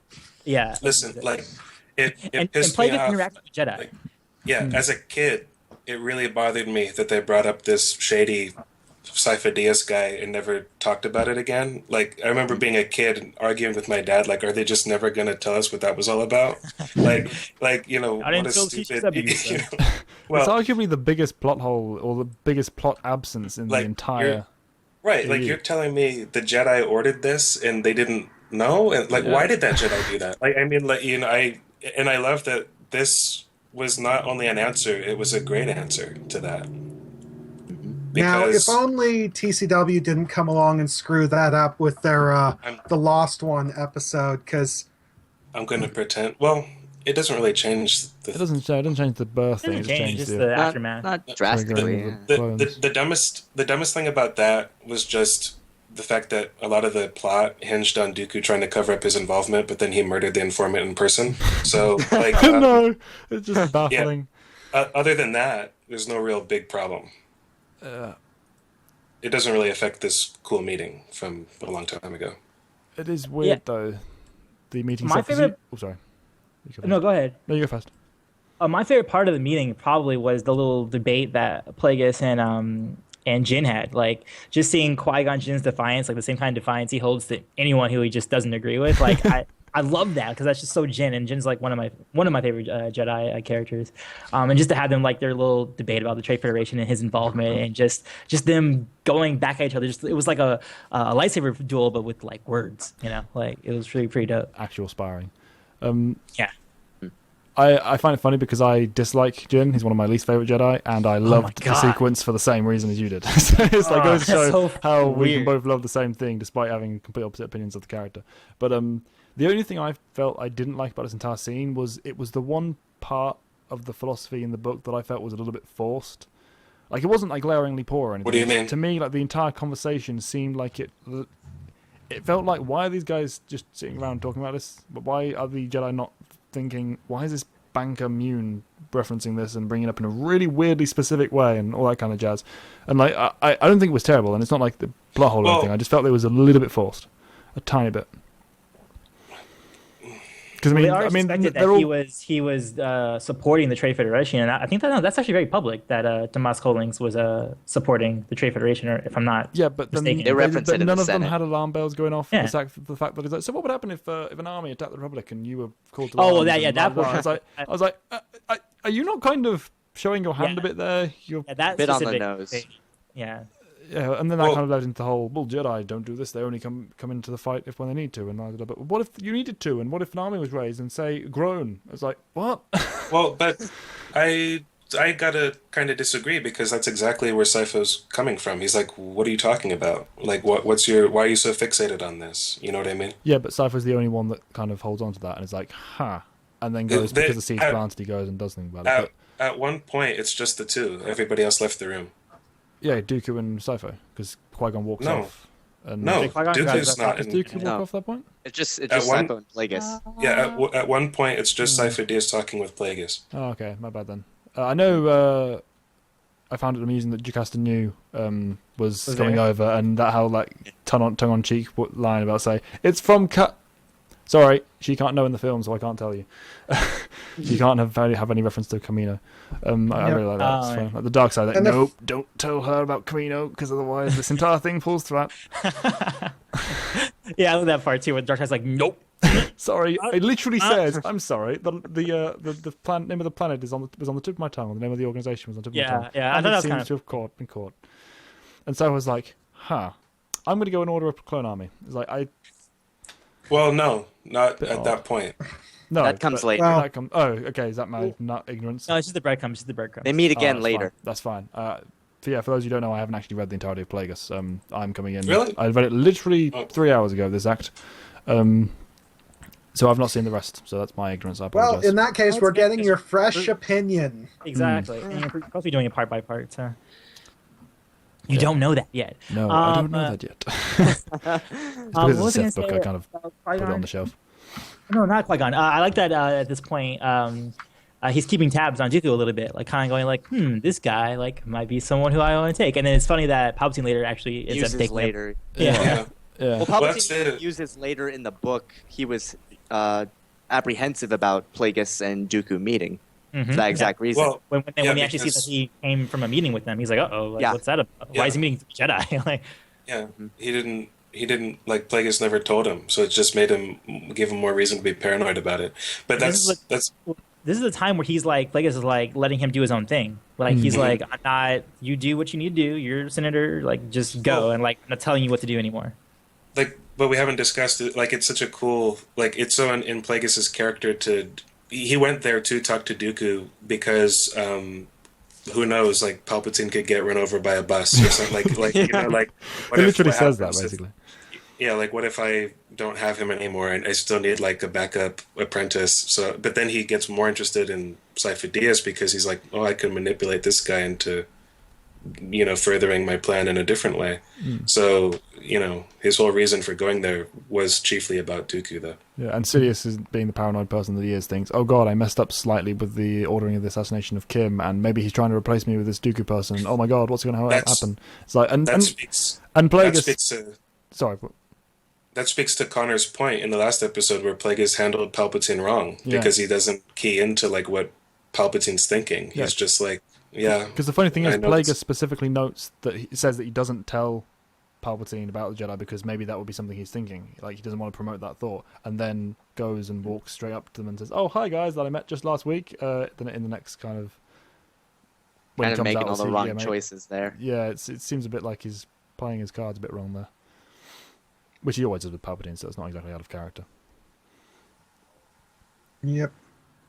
It's going back to what I was mentioning earlier about how Darth Plagueis is intelligent and incredibly insightful, but he does have some pretty glaring blind spots. It's like, on the one hand, he tries to take into consideration Palpatine's paranoia and curb it, but he doesn't keep that up because he starts getting so focused in on his own plans and the whole, okay, I need to get the Jedi's attention and do this, this, and this. But that involves doing it right in front of Palpatine. Even though I've gone to all this effort up till now to make sure Palpatine didn't know I was talking to these guys. Oh, whatever. Maybe he could learn some parenting advice from the Jedi after all. I mean, they have thousands of masters, apprentice successes, and he fails with his one. Yep. I'm well, not again, him, I just find it amusing. it is another one of those little areas where the rule of two safeguards, I think, kind of kick in, because the rule of two itself is kind of based around taking advantage of the fact that most masters won't really truly know how to handle their apprentices in the long term. They'll train super highly skilled Sith Lords, who will then do what Sith Lords do and kill their master, even if the master goes out of his way to prevent this, because, rule of two. Because reasons. Because reasons. But at least they're good reasons within the universe. Like, it's not just because plot, like most of the grand plan. So what have we missed? Oh, the following up scene after the Senate vote where Palpatine is led into a diner. Kidnapped. Yeah, I love that diner scene. I don't know about anyone else, because I was just imagining him. The us-screw. Yeah, when he's kind of like, looking around, taking a sip of his drink, and then he sees the people. This is when the guys walked off. Sees they're people leaving walking towards him with the guns, like. Yeah. And it's like just as he's questioning that he might need to test his acting ability. I was imagining him. Is he seriously considering like pretending to just be poisoned and hit the desk? I just put Robot Chicken Palpatine in that scene for me. Then I was like, I would love to see that kind of personality comes about here. And then he said, but also it's the start of his acting in general. Like he does it all the time. Oh, you know? He pretends all the way to be back to the drunk micro in that series. same He was scene. doing the same thing. Yeah. Oh god, the thing I just he was love. The thing I just love about this particular scene where Palpatine is kidnapped is it's the sort of politician abducted from restaurant that you would see in any political thriller. Like this would not be out of place in House of Cards. But the politician just so happens to be a Sith Lord, thinking Sith things, talking about Sith powers. It's like talking about how, I'm just casually using Sith sorcery to purge my body of poisons, just in case someone's trying to kill me. It's like, am I going to have to pretend to froth at the mouth here? It's like, what's going to happen next? shit. Strange situations this double life gets me in. And then goes on to say how he loves his double life a few scenes later. But yeah, no, I just loved putting the micro-series, the Robot Chicken kind of Palpatine persona into that scene, because that whole sequence when he then gets let out and put in the speed of burst and is like kind of like pretending to be the scared politician is just hilarious. And then the second he sat down in front of that hollow transmitter or hollow projector, it's like back to business. Yep. The thing is that makes me really laugh though is that when you take the Robot Chicken Palpatine and read books like the novelization of the Clone Wars movie where they show Palpatine's inner monologue, it's like the Robot Chicken Palpatine is completely 100% accurate. If Palpatine dropped all pretense and just behaved the way he thought about things, that's the sort of person he would be. Just a complete fucking troll. Yeah, I mean, it's amplified for the cartoonish effect, but it's not far off. They even have it for the new this new Lego series they have with Palpatine. And he's the same way. Yeah, it's just great. It's so fun, but also creepy and weird because it's Palpatine. And again, like you said, I've completely forgotten about the micro series when he's just sitting there and it's like with a T as the Grievous comes up. I'll handle this. Now see here. It's just, who do you think you are? Who do you think you are? What's going to be going through his head as he's saying that in character? Because that actually happened. Yeah, I think Palpatine. Underneath he's That's not probably like just parody. I think he's just struggling to keep a straight face because he just wants to laugh. It's like every single person in this room is completely duped. It's hilarious. But yeah, anyway, moving on. So that's when we learned that Palpatine was the one who ordered the kidnap. Yeah. Yes. Oh, and very well as well. Yeah, as it turns out. What were you gonna say, Connor? Oh, one little weird thing I noticed is it's kind of hinted that the building that Pax team has his mercenaries bring Palpatine to is actually it's actually explicitly it's the Limerge building that basically becomes Palpatine's stronghold in Labyrinth of Evil and is actually owned by Plagueis. And, it's like, I just find that absolutely hilarious. It's like, even when he's trying to strike out at Plagueis and Palpatine, he's still Pax team is still playing into Plagueis' hands by thinking, "Oh, I'll just use as my hideout this building that Plagueis owns." It's questionable whether or not that's intentional, because it's the perfect way to lower Plagueis' guard, make him think that he's like, even when he's not trying, he's already outwitting this Avran Kamacher. He gets him in that frame of mind, and then immediately, like, oh, by the way, I've just infiltrated your secret Illuminati circle. Illuminati circle. Literal Illuminati circle. Yeah. I mean, the thing about never that, actually says whether that was intentional or not, but I think it probably is. The thing about that, though, is that's Lucino. Like, he also wrote Labyrinth of Evil, so Yeah. like Mm-hmm. And he wrote that beforehand. Yeah, this is beforehand. Oh, way before. Yeah. Yeah. Just one funny little side detail. I've discussed this with you guys before, but a few years ago, I was actually writing a fanfic centered around Darth Cognis and Darth Millennial. And one of the details put in... Do we need to go here? How far are we going to go with this? No. I'm not going to the full details, but one of the little details I threw in there is that Cognis's base of operations was the Limerge building. Because I was just thinking, oh, maybe this is some place that the Sith Lords had owned for thousands of years and was a full-blown Sith stronghold, their anti-Jedi temple. It's like, it looks like a ruin, but secretly it's like, there's stuff going on here. It does have, it's got some mileage, that building, that's for sure. Yeah. Like, hell, they even used it in frickin' TCW. Like, granted, it was in the crappy Yoda episodes with those weird masked people, but still, they used the Limerge building. Cool. So what's next? So, Palpatine gets rescued by Plagueis. Yeah. Plagueis gets rescued by Palpatine. No, I was I going to say think it's the he's... other one. Wait, are you talking about the immediate you mean the other one? aftermath Sorry, of I the think you diner were doing a scene? me and switching the Plagueis and Palpatine thing. Yeah, okay. No, He gets rescued by the Sun Guard. Yeah. And he gets sent, and then he just gets sent back. Yep. He's like, stay the course, do what you were doing.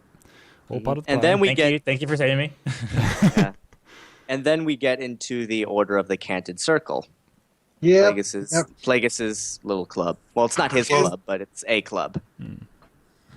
Yeah. Should we talk about the Order? Of the Decanted Circle. There's always called the Order of Decanted Circle, and not like the Order. Yeah. It was kind of just like it was kind of like his gathering business. It was just him doing like evil social networking. You know what I mean? Like evil social networking. That is what it is. I know. It's an amusing way of saying it, though. It's like the Mason Order. And it actually, he wasn't even the one being brought into the group. It was like his patsy. It was Sandhill's father, Lars Hill. Lars Hill. And Plagueis was just there. Like he was just going to be part of the ceremony. He was just sitting in. Because it's actually stated pretty explicitly that Plagueis is not a member of the Order of the Canted Circle. He's just an associate who occasionally attends their ceremonies.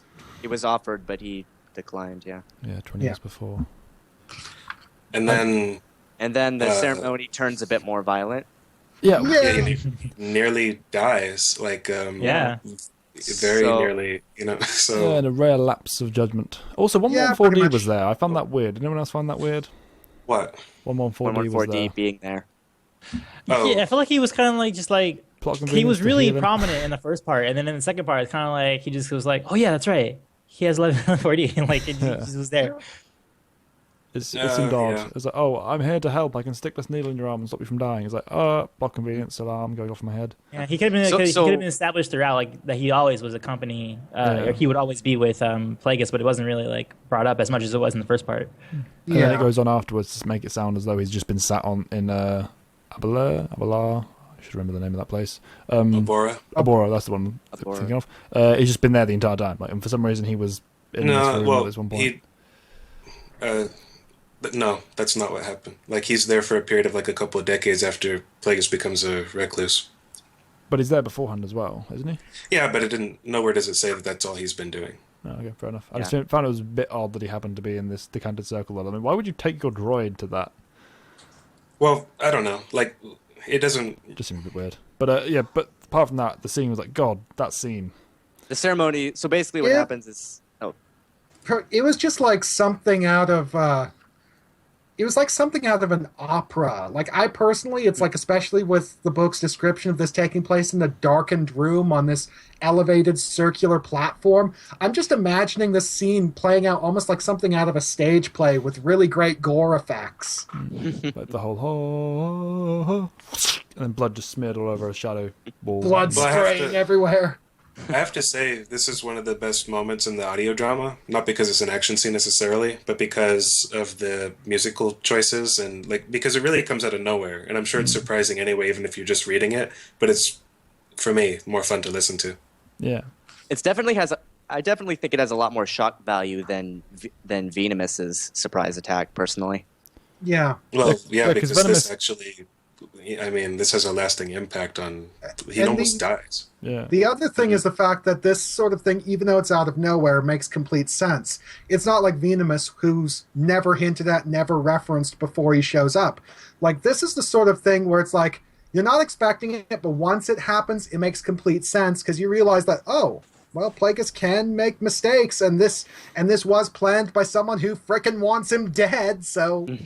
Yeah. He's And, too arrogant. Like he even chides himself as he's sitting there bleeding out, like that he was outmaneuvered by like some a mundane band of inferior commoner. beings. Yeah, I liked how he kind of made a Thrawn-esque reference with her, but it was so artfully done just before he kind of vaguely lost consciousness as well. I like that. Place And also, artful it's a self-proclaimed first show arrogance. for Palpatine to be like, oh shoot, he's very vulnerable. Like that's why I think this is the last kind of bit right before Part 3 Mastery, because it's like, okay, now this is the time where Palpatine can step up and be like, okay, I know that I can take the power. At this point. He gets a more realistic measure of his master from this. Yeah. Yep. Of course, the thing I do like is that this is the one instance in the book, and arguably the one instance in Plagueis' entire life, where he actually does unleash his full combative might in the Force. And Oh, yeah. he is It's impressive to say the devastating. least. That's Yeah. all. Like, He's they're really basically grotesque. they're basically saying, "Oh yeah, Plagueis is just blasting people with force pushes hard enough to turn them into bloody pulp." I mean, he says It's- he near atomizes some of the people in point blank range. It's like that is. And not then he the- just closes in and uses force-enhanced punches and kicks to drive his fist through people's torsos. It's like Armored this torsos, is the, yeah. And This then he is the screams sort of, and shatters the eardrums. yeah, like this is the sort of thing that I get the impression that if Nick Gillard had been able to go through and do the Palpatine versus Jedi fight correctly, it probably would have been just a PG version of this. It just would have been Palpatine horrifically brutalizing these people. And what it actually took to take them out, rather than like one cut. Right. yeah, And without yeah. a lightsaber. well, that's one of the benefits of being able to do a book is that you don't have to. The MPAA or whatever doesn't really, regulate this kind of stuff.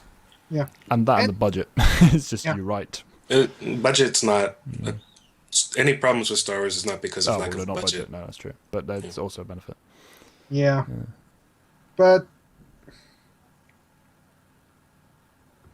That But, just kind yeah, of died. it's- Like, Yeah, what are we I was talking- going to say that went dead. Well, a Plagueis gets messed up. He fights the Maladians. Palpatine senses him. Well, actually, St. Pestage actually is the one who tips Palpatine off about it before. He senses something, but he doesn't know what it is until Pestage Right. puts the pieces together for him. It's like, Right. oh shit, Pax team hired the Maladians to kill Plagueis. Shit. Yeah, and the reason he knows is because he was speaking to the same Maladian commander he had talked to assassinate Vidar Kim. Yeah, they had bungled the Vidar affair, like the Vidar Kim affair, so badly that they wanted to apologize and like tipped him off about this other contract they'd taken out, and that's he. They don't necessarily know it works at cross purposes with the person that they just contracted their services to, so it's kind of weird, but whatever. Yeah. Well, then they note that it was a different faction of Maladians, so It's the same. Let me. Oh, they did. True. I thought it was all the same. Yeah, it's the same guy in charge. true. See, the problem with the original assassin was that she was like out for glory. Turns out she's a woman, even though in the comic it doesn't look like that at all. Of course, I don't know what a Maladian looks like, so whatever. But but she just like mission accomplished, but then decided to take out Ronhar for no reason, just because she Wanted wanted to, another Jedi kill on her resume. Yeah. which So- didn't work out That's what at I all. said. Yeah. Nope. Yep. People need to stop trying that. It never works out, or very rarely does anyway. Yeah. Yeah, But, so then yeah. they just Because book that it ups your to ante the- as a bounty hunter if you kill Jedi. That's like, oh, my rate just went up. Yep. lightsabers are worth a lot on the black market. Oh, Yeah, yes. too. So yeah, after this particular scene, Palpatine then goes to Pax Team's residence and kills everyone.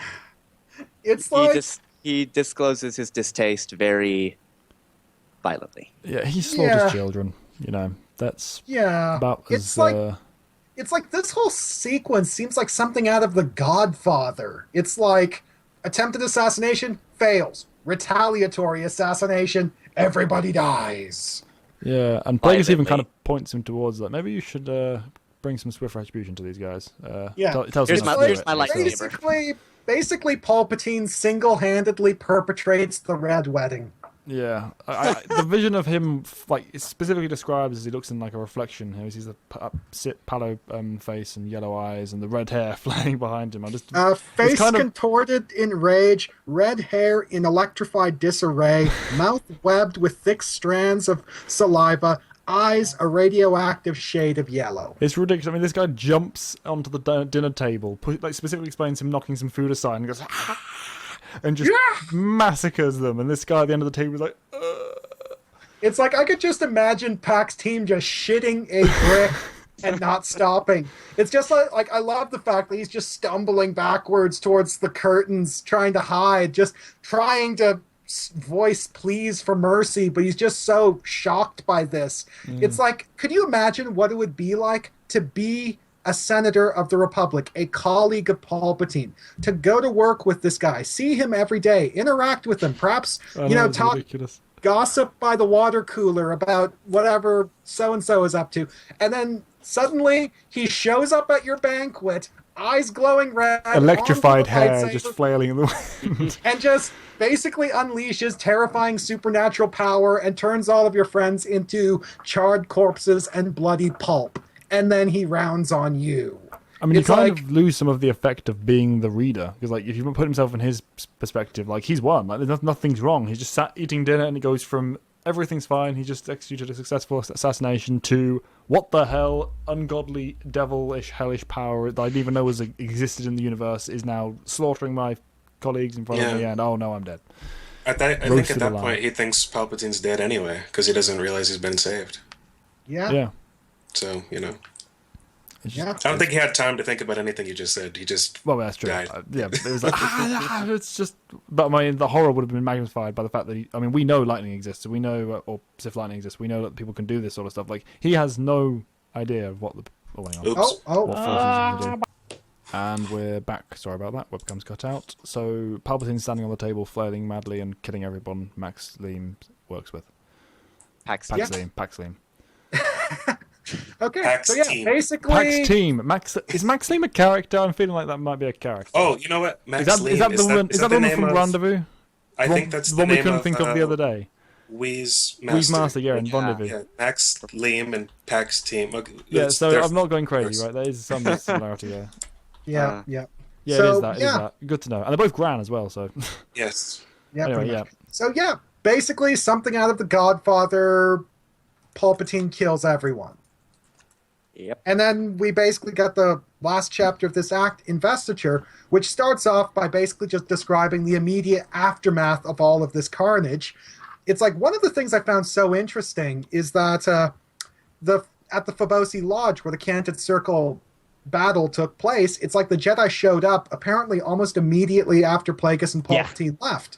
And one of the things I like about this is that it also establishes one of the restrictions that Plagueis and other Rule of Two Sith Lords are working under. And one thing I plan on referencing the next time I use Plagueis in a Versus video is that the Rule of Two Sith Lords, in most situations, are not free to unleash their full combative might in the Force. It's like, sure, they are conduits for Dark Force energy, but they can't go for the full Hulk out, God mode, destroy everything. Why? Because it creates a massive disturbance in the Force that basically just says, here I am, to any Jedi in the area. And Plagueis just did this on Coruscant, within spitting distance of the Jedi Temple. It's like, and he only did They this did because he had, react. yeah, he only did this because he had no other option. Because of course it was either do or die. So of course he cut loose because he had to. But you can tell that in other situations he's not so free to do this. It's like the rule of 2 Sith Lords have to be restrained. It's like, and the other thing is also the fact that they got to restrain their powers to what can be explained to anyone who happens upon the scene after the fact. Like they were talking earlier about the training sequence with the droids. They just deflect the blaster bolts. They don't actually cut the droids up because otherwise the saber damage would be noticeable. Yeah, it's like one of the things. It's like, sure, Darth Plagueis has enough strength in the Force and telekinetic power to hit you hard enough to turn you into bloody pulp, but simply cracking you against a wall hard enough to break your neck and kill you instantly is easier to explain. Yeah, it's so easy. Yeah. It's explosive device, of course. Yeah, it's like, or Well, I'm a 7-foot-tall moon. I'm superhumanly powerful by human standards. Of course, I could pick someone up and throw him at a wall hard enough to kill him. But I also like the fact that like when you delve that deeply into the dark side, like the effect that it has on you, like it makes you more monstrous, less rational. Yeah. All these things. Like there's a point where Palpatine is the rational person talking. Even after the fact, he's like, "Let them come." It's like, exactly. Yeah. He's like, "Hey, no." Yeah, right. And he's getting like way too poetic about like, "Let them inhale the aroma of the dark side." What the fuck are you talking about? This is Plagueis, the last Sith Lord that's going to do that. And it's like, Palpatine's like, no, gives him a look, and Plagueis is like, oh yeah, right, just go. Yeah, that's actually one thing I find interesting, though. It's like, even though Palpatine is the more inclined to be savage, he has a much easier time turning it off than Plagueis. It's like, once Palpatine has satisfied his bloodlust, he's like, okay, we're done here, bye. Whereas Plagueis is like, let them inhale the aroma of the dark side. Oh, wait, I just had my face hacked apart. I'm bleeding to death here. I need medical attention. Yeah, like it's like someone who's a lightweight on liquor, except the liquor is dark side. Yeah. He's just a lightweight. Like He got a little bit of liquor. He's like, oh, and then like he's like, I'm good. He's like holding off the medical attention so he can make this overly pompous statement. You know, wait, I got a speech to make. Hang on. Yeah. Well, to be fair, though, it's been a lot longer for him. Like, Sidious has been a Sith Lord for like 10 years. Plagueis has been holding this in for a while. So he wants to savor the moment. Let them taste the sweat of my tears. It's just hilarious to me, like that he would be using the Force to cup like a gaping wound and still like, well, I gotta say this. Like, let them, you know, like really? Give me a minute. Just give me a minute. It's just, and it's not out of character. Like, well, it is out of character, but it's not. It's obvious it's out why of it character, should be. but it's it's like the sort of thing that's out of character because it's not consistent with his behavior, but at the same time, it's completely justified. Yeah. Like, if you were in Plagueis' shoes, you'd probably be thinking the same thing. I'm unleashing my full power. Summon rage. Bring on the Jedi. Oh shit, I'm bleeding to death. And that's why it's so fun, despite the horror of the situation, because it's a legitimate like excuse to see Plagueis out of character and going a bit bloodthirsty, which is always fun from a character that's not like that. I mean, it's like literally pouring blood from his throat. It's like, "Rah!" Having just ripped. Like, I mean, people tend to forget, but it's easy to forget that Plagueis is just as insane as every other Sith Lord that ever lived. I mean, he literally hands Sidious a heart to eat or to bite out of at one point, saying, "Come on, we've got to embrace the beast." Yeah. So, nom, nom, right? Where in the Sith teachings does it say you have to eat hearts? Releasing restraint level 1. Release restraint level 1. Level what? But yeah, it's mental. Oh my god, this is exactly like that freaking moment in Hellsing Abridged where Alucard is just like, you were talking all that great shit before, and then I blew your fucking legs off. Basically, that's Sith in general. And again, not Plagueis, which makes it all the more fun. Watch that Abridged if you haven't seen it, people. It's hilarious. It is. It's great. You don't have to have seen the series to enjoy it as well. But anyway, moving on. What happened immediately afterwards? We also get the Maul being handed off, or not handed off, but mentioned. As like, oh yeah, I found. Just saying, like, it's okay to train him. Just don't make him a Sith. Yeah. Oh, and if anyone comes, I'm going what? Well, before we get to Maul, it cuts back to Sojin where Plagueis.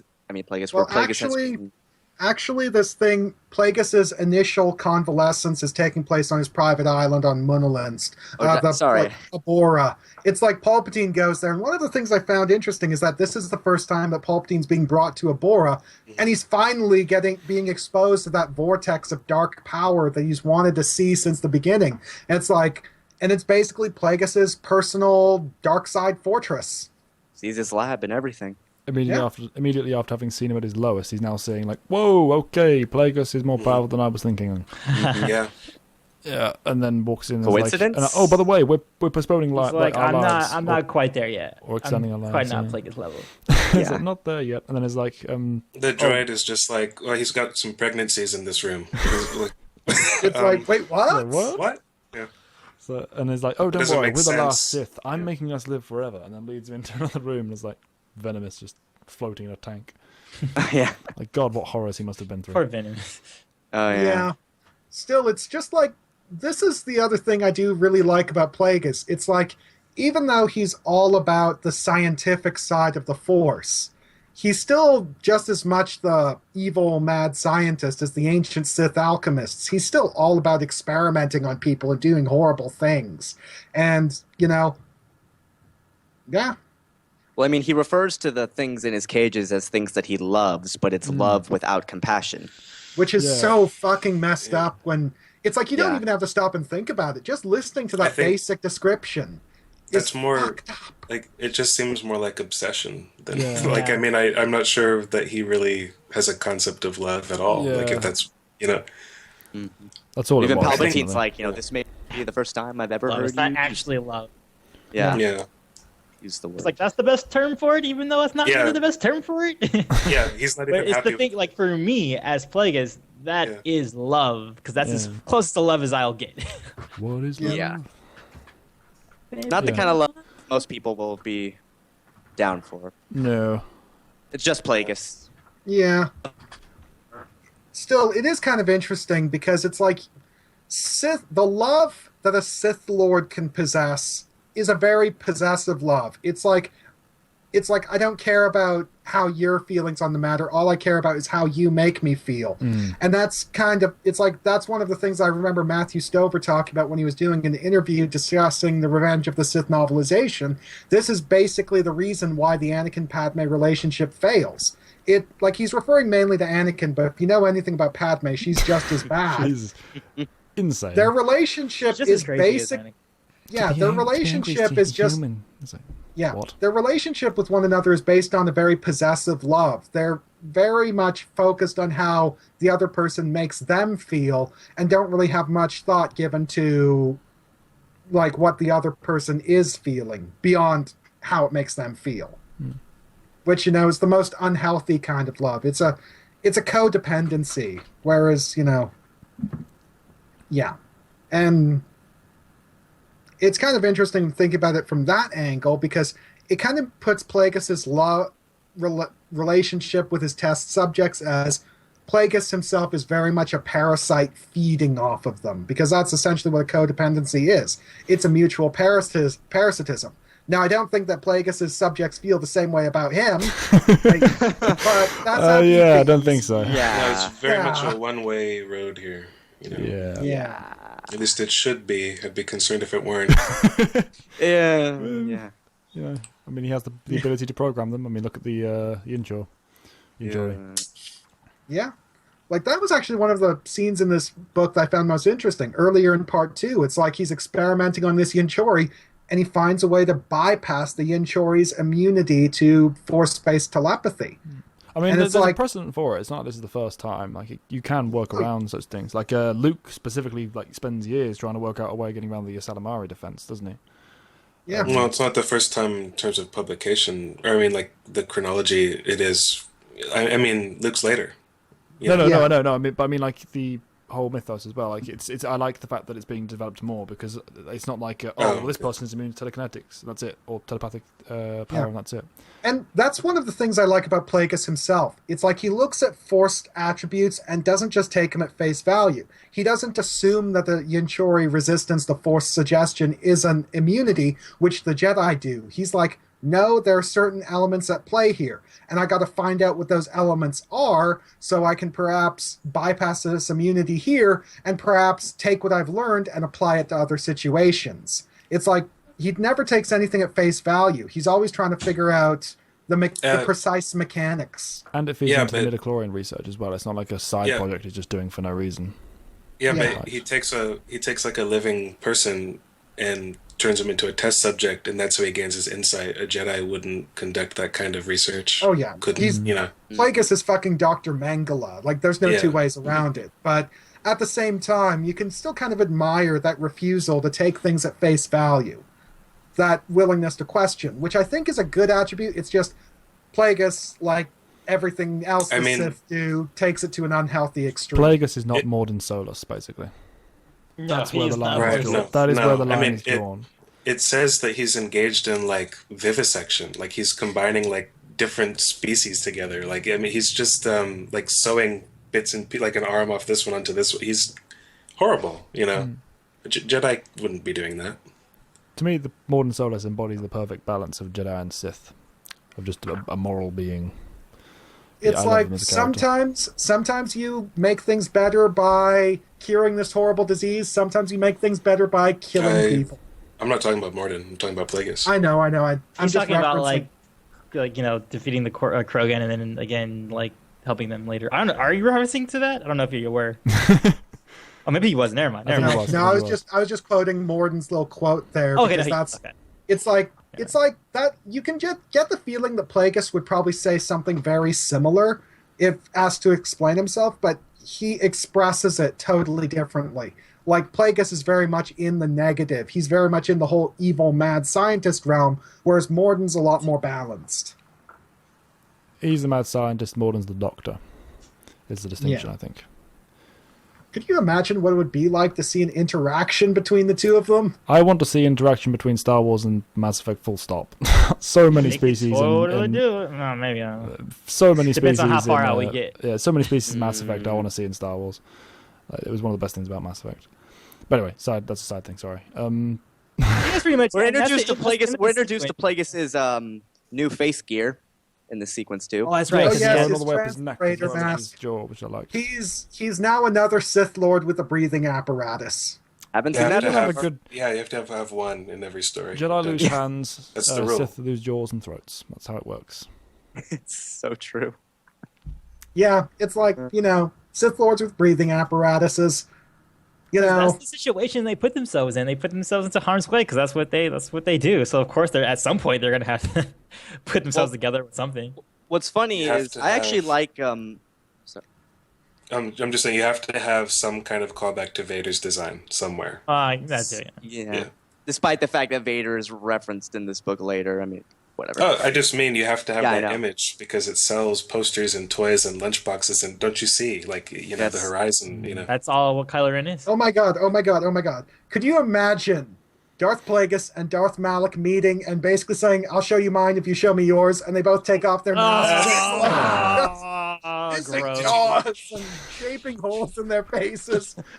Just like that Malak, scene. you just have a tongue there, just like... Malak and Plagueis would probably get along quite well, actually, to be honest. They probably would. I think you're right, yeah. Okay, I like that. Season 3 between Mason Verger and Chilton. I haven't got that far. But... And you lost me. Lost me as well. Sorry. He's talking about okay, cannibal well, stuff. anyone who's seen the show, you know exactly what I'm talking about. But I do like, jumping off the Malak point, I like that Malak is like one of his go-to references for, you thought I was weak now, didn't you? But I'd say that I like Palpatine's reaction to seeing Plagueis with the mask. And he references a lot of other Sith Lords who have had similar deformities. Like you said, he mentions Malak. He mentions Bane when he's encrusted in obelisks. Scion? No, he doesn't mention Scion. He mentions Gravid. He mentioned Scion at one point, but I can't remember. No, does he? Here. Much earlier in the book, he's talking about more general dark side degradation. Right. Here he's talking about physical injury. Yeah, he mentions Malak, Bane, and Gravid's apprentice. Yeah. Which I liked, because Gravid's apprentice should probably get some more limelight given the fact that they supposedly saved the entire rule of 2 Sith. Yeah. Like they just go, Gravid, that one Sith. And it does kind of... Oh, go ahead. Nothing, just this scene actually kind of always reminded me of some later material because he kind of references how his degradation and this injury doesn't actually hinder his power as much as it appears it does. And that kind of goes back to the stuff that's mentioned in Dark Lord, The Rise of Darth Vader, when Palpatine is musing that Vader's deficiencies has less to do with his suit and more to do with his psychological stability. Vader could draw on that power if he really wanted to, but it's just that he doesn't have the willpower to do it. It's not that his suit hinders him. Well, obviously it hinders him in some ways, but not as many ways as Vader himself thinks. And I don't know, maybe that's a reference to that. I'm not sure. That's just how I always saw it. The biggest thing with Vader was again, he can't produce lightning. That's about the only thing that the suit really stopped. Again, That's what I mean. Same author. Again. Yeah, same. I know. I know. I think that's why I brought it up. Yeah. I think because we are talking about the same author who, it's like he works this into two of his books saying that no, cybernetics don't impede your power. It's purely psychological. But then we got other sources where it's said that they do. It's like I remember Lumaya in Legacy of the Force was talking about how it's like, oh, if a Jedi loses a hand, it's no big deal because a hand's just a small thing. But if you lose as much as I've lost, which is like 60% of my body, I'm like mostly cybernetics here, my powers are hurt. It's about how much living tissue you have to use to it kind of goes back nature and of the forth with Force. that. It's kind of how it goes. It's one of those umbrella statements, and that's what you have to be careful of is like, those generalizations. Same thing with Yoda saying like, oh, it doesn't matter what size it is. It kind of matters what size it is. It depends or on saying perspective. like, being cut is psychological. It's both. It is Vader was going through a psychological thing, but it also was a physical thing as well. But it's just that he needs to get past that physical aspect. Yeah. That's what Palpatine was getting at. It's like, hey, yeah, I get it. Yeah, you got burnt out, whatever. But that's what's tipping you back. Like you can get past that. You are a freaking Anakin Skywalker, so you can do that. The only thing that really gets impacted in terms of his force by Vader's suit is his inability to use lightning, because he can't, he can use lightning, it's just it would fry his arm because he's made of metal now. But otherwise it's just mental. And again, it depends on the perspective of the Sith Lord. Certain Sith Lords that are more physical, like Bane, would have, in terms of their raw power anyway, not in their characteristics, would have more difficulty dealing with loss of tissue than someone like Dooku, who's a lot more in the headspace when it comes to the force powers. It's like Plagueis himself is very much in the headspace aspect of things. It's like for him, it's like, oh, I've just lost half my face. Whatever. Yeah. I mean, I could see Plagueis just sitting with a head in a jar and still functioning perfectly fine if he had a droid body to Simus. It's happened, yeah. Simus, yeah. Like, what was that Sith Lord's name? Simus. Thank you. Literally, a head in a jar. But I mean, Plagueis would deal with that fine if he had a droid body to manipulate, so he can get around. Simus didn't even have that. No, he just sat on a table. Nixon's back! He's a Futurama character. Yeah. Anyway, the other thing we've got to mention, I guess, vaguely, is that... no, we've already mentioned the Maul thing. Yeah, no, that's about it. That wraps it up, doesn't it? They talk about, training Maul to be an assassin. Yeah, Palpatine's like, by the way, I got this baby. So he's like, wait, what? You bought a baby? He's like, no, I was getting a baby. He's like, what? Okay, if anything, are they going to want it back? Maybe. And it's like, well, that's your problem if they do. Yeah, it's like your problem to deal with. It's like a kid bringing home a stray dog. Yeah. It's your responsibility. That is literally what it was. A stray Zabrak. Yeah, that's great. It's cool. I'll keep him around the house, but you gotta take him out too. You're gonna train him. You're gonna look after him. If anyone comes looking for it, you're gonna deal with them. Really like, you did what? Well, you told me I should be on the lookout for minions. I did say that. Whatever. It was go ahead, do as you will. Like that's basically it. He didn't care. And then he answers back, truly you will be known by your successes as Plagueis the Wise. Like, oh, by the way, did I not mention there aren't going to be any more successes? We're it. Right. Come and step into my lab. And like, we're going to live forever. And that's the end of the second act, basically. The second act. Two. And again, this is why we're doing it in 3 parts. Yes, because we've just talked about an entirely different set of stuff in part 2 than we did in part 1. I think we only covered like 60% of this part anyway. We cut out some stuff. We did cut out some stuff. Yep. A lot of it's kind of the repetitive politics. Not repetitive in terms of how it's done, but in terms of how much we could talk about it. We would just be looping if we covered it all. The Senate session. Yeah. Pretty much. So, that's Plagueis Part 2, and I think it does... Comments? I think it does what most effective middle portions of 3-part stories should be, in that it builds on what came in the first part while also providing foreshadowing for the third part. Agreed. I could have done with more Natural Plagueis, less progression. Palpatine, but that's less a criticism of the book and more just personal preference of the character. Yeah. The fact that this is basically the point where things start transitioning over and Palpatine becomes the dominant figure, like I said at the start of all of this, it is appropriate because, especially when we move on to part 3, where Plagueis has basically spent 20 years as a hermit.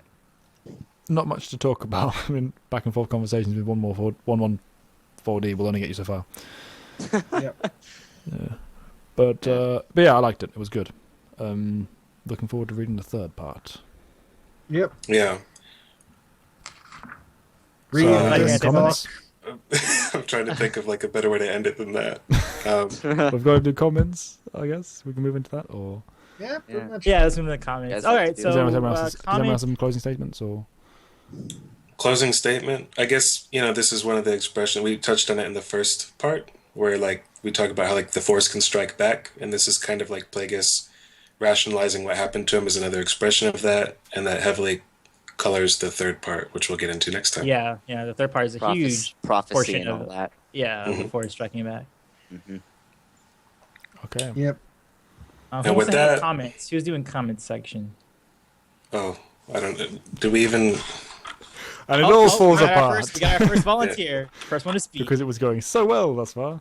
Also far. Great. I guys. will step up and lead us. My only question is, should we pick and choose which comments we do, or should we go all of the ones that were We already compiled? chose. We We already put, chose. we put Okay. them in the chat, remember?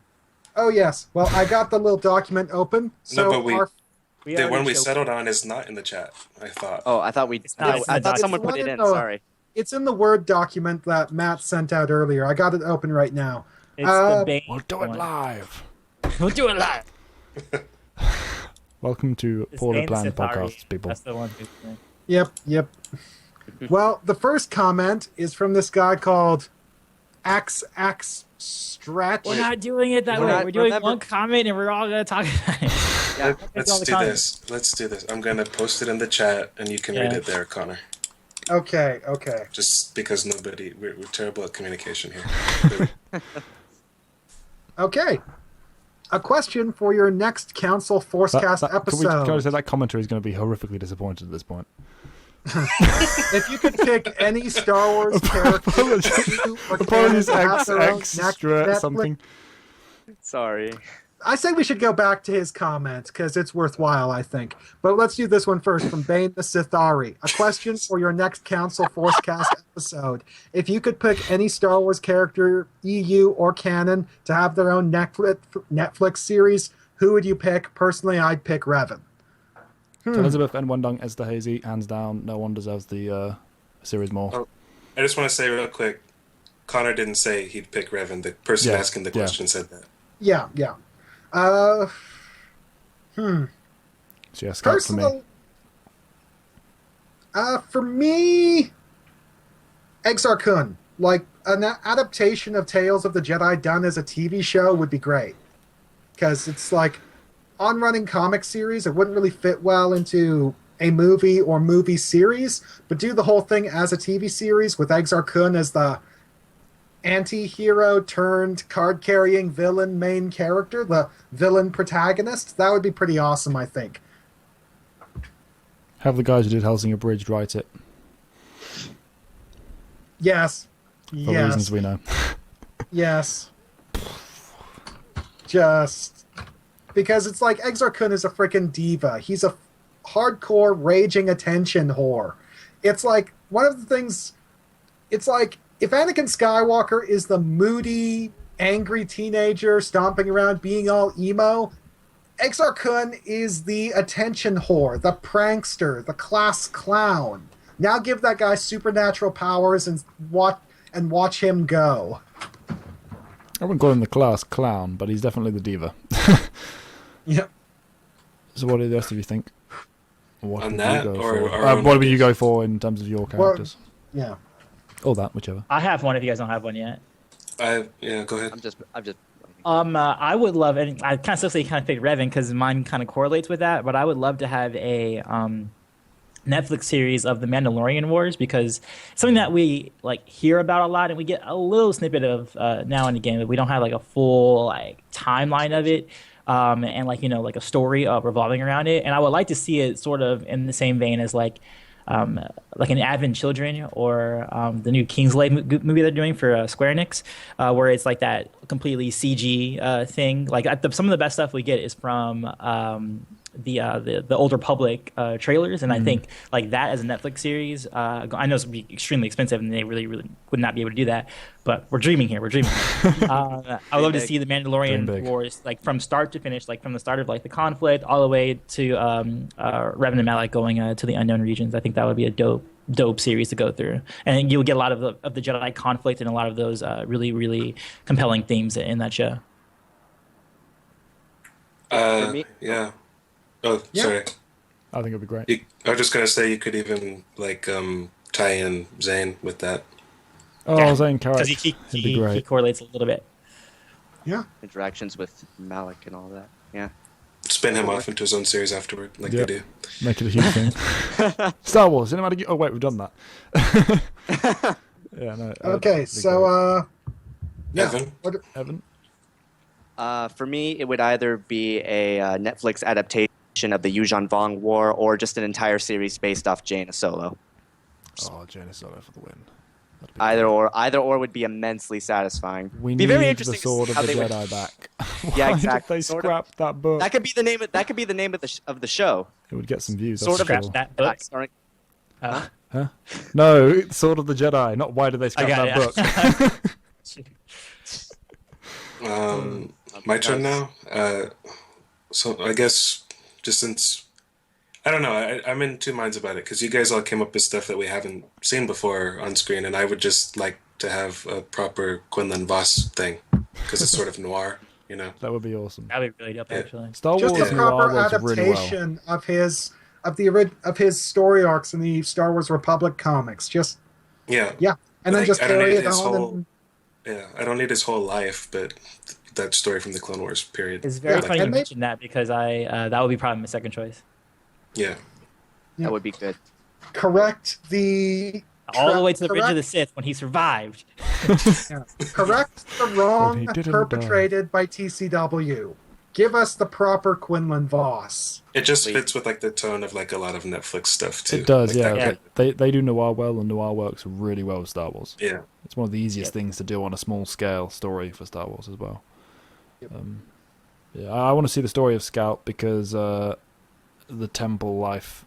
It needs to be Sean Stewart writing it because he gets the temple life perfectly. He gets Yoda better than anyone else ever has, including the original films. And Scout is a wonderful character that doesn't get enough credit. And just the fact that a series centered around Scout would almost certainly start off with an adaptation of Yoda Dark Rendezvous. I'm on board because Yoda Dark Rendezvous is one of my favorite books. It's like amazing. I'd be happy if that's all they did, like just a micro series of just that. That's fine. A mini series rather. I also want the Scout story to lead up to the eventual training of Corin Horn because she'd be perfect for him. That's I like the aspect of the Jedi Temple though. Like that's the main thing that I liked about what you just said is that seeing the life of that, and I always like that because of because I'm really into like Hogwarts and like the Harry Potter, like going back to that place and just like just having wizards learn spells. Like it seems so like mundane, but it's like no, that's like awesome. Like that's my favorite part of Harry Potter. Some of my favorite stuff is Half-Blood Prince potions lessons for whatever reason. I love that. Yeah. So. And even like the scenes in oh my god, what was I thinking about? Oh, even Star Wars, like when you see just the little snippets of training you see, you're like, can I just get like all that? Like let me just watch Yoda talk to these younglings, please. Just exist in the universe, breathe in it without everyone moving at 100,000 miles an hour and big crisis going on. And imagine a sequence where somebody explains why they fight the way they do. Like like that would be useful. Yeah. Like really cool. Actually have Mace Windu sit down and give a verbal explanation of Vapat. I mean, could anybody honestly tell me that they like Mace Windu based on the movies? Like his whole... Like, I was actually talking to someone about that earlier. I was like, he's not cool because of the movie. Actually, if you look at him just as the movies, he's a very dull character. He's kind of a non-character. Right. Yeah. It's like based on the sort of character that they turned him into in the movies, I'd say that he was miscast. It's like, if you're going to do Mace Windu as that much more... He was a blank slate. Like, nobody... You could have put anybody there. It wouldn't change the end product that much. Yeah, I don't think it was a casting issue. I think it was just the writing, as with most things in that films. Yeah. Misdirected and you misused Samuel Jackson. You misused him. How can you do that? How dare you? I want to him see in Mace your Windu sat cards, down and you did not like a play him correctly. primary school setting, teaching the younglings, and he's just all like, "So, kids." I think that would be so hilarious to see. There's no context for somebody having the line, "I sense a plot to destroy the Jedi," and you say it as if somebody, like, "Oh, it's kind of cold in here," like with that kind of the same amount of interest or discomfort. I mean, he's the least passionate character on screen, and it's Sam Jackson, and he's the most passionate character when it comes to combat and stuff. It's like right, 180. it's like this huge disconnect. Yeah, it's like, take a seat, young Skywalker. It's like, it's basically the most emotion you get out of him, just gritty resolve. Like, do this now, you petulant child. I think he says, "I sense a plot to destroy the Jedi" twice, and both times it's like. Does he say it twice? There's oh god! You guys have known there was a plot to destroy the Jedi in action for like 10 years now, and you're saying that like you just found it out a moment ago. I mean, to be fair, they've had hints for a very long time, like Darth Gravid causing problems, which doesn't get touched on again very much. Then you've got Gravid didn't do anything to them. Not Gravid, Master of the Gravid. Tenebris's master. He burst the bubble. Didn't that was that's Tenebris's unnamed master. Oh, was it? My apologies. Yeah. Somehow burst a bubble like 200 years ago. Like that. That didn't do anything apparently. And then Plagueis cut loose in the thing, and a few investigators went, well, we obviously didn't feel that accurately, and wandered off. And then suddenly, oh my god, the Sith are alive. And I just thought that was an odd Menace portion of the book, because Palpatine can talk to Anakin, "Hey, my master, he was playing around with the Force, and he discovered immortality."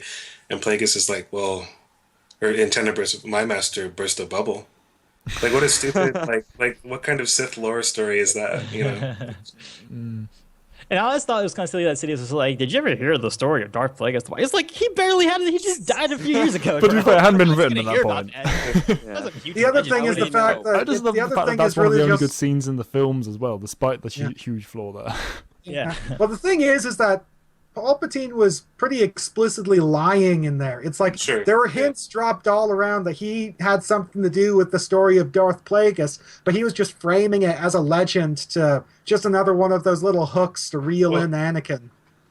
One of you guys said earlier that Palpatine's just a troll. Like, if anybody cares about that's down to his whole personality. He's got like a mural in his office that is like some ancient battle between the Jedi and the Sith.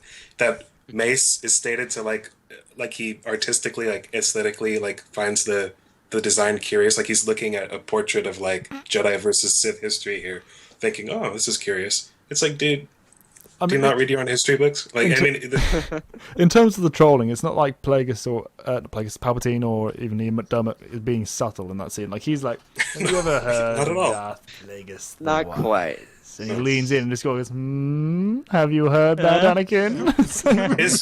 Do you want to know? Do you want to know about this magical invulnerability thing I can give your wife?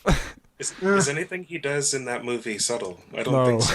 The funny thing is I was watching Revenge of the Sith with the commentary track on a few years ago. I haven't watched that movie straight through in ages. And one of the things that's talked about is apparently Ian McDermott had laryngitis that day, so he had to adopt a really weird tone of speaking so he could speak at all, because he was, Have you ever heard the tale of Darth Plagueis the Wise? Oh my lord. Could you teach me this power? With that, I am going to send you the comments that I want us to talk about. It's in the chat now. Yes, we do need another comment because we're going in loops now. I mean, we're okay. This is the last comment. I'm going to cut it off here because we've gone pretty long. That's the reason why I said one comment. I agree. This is okay. We can't just say the name and then no. Yeah, because otherwise we'd be fucking over the poor guy. Yeah. So the comment is from this guy called XX Stretch XX3. Don't know how to pronounce that, so I'm just going phonetic and acronym, whatever. Whatever works. Question for the council, addressing all. If you were the writer-director for either Rebels or Episode 8, what direction would you take the next film/season, and what elements from the old expanded universe would you implement? Thanks, keep up the videos. Okay, I'll go first. I mean, can episode 8 really even... Oh, okay. Well, yeah, that's actually what I was going to start off with. I was going to be like, well, I'm going to choose Rebels. And the reason why I'm choosing Rebels is only because you said Episode 8 instead of Episode 7.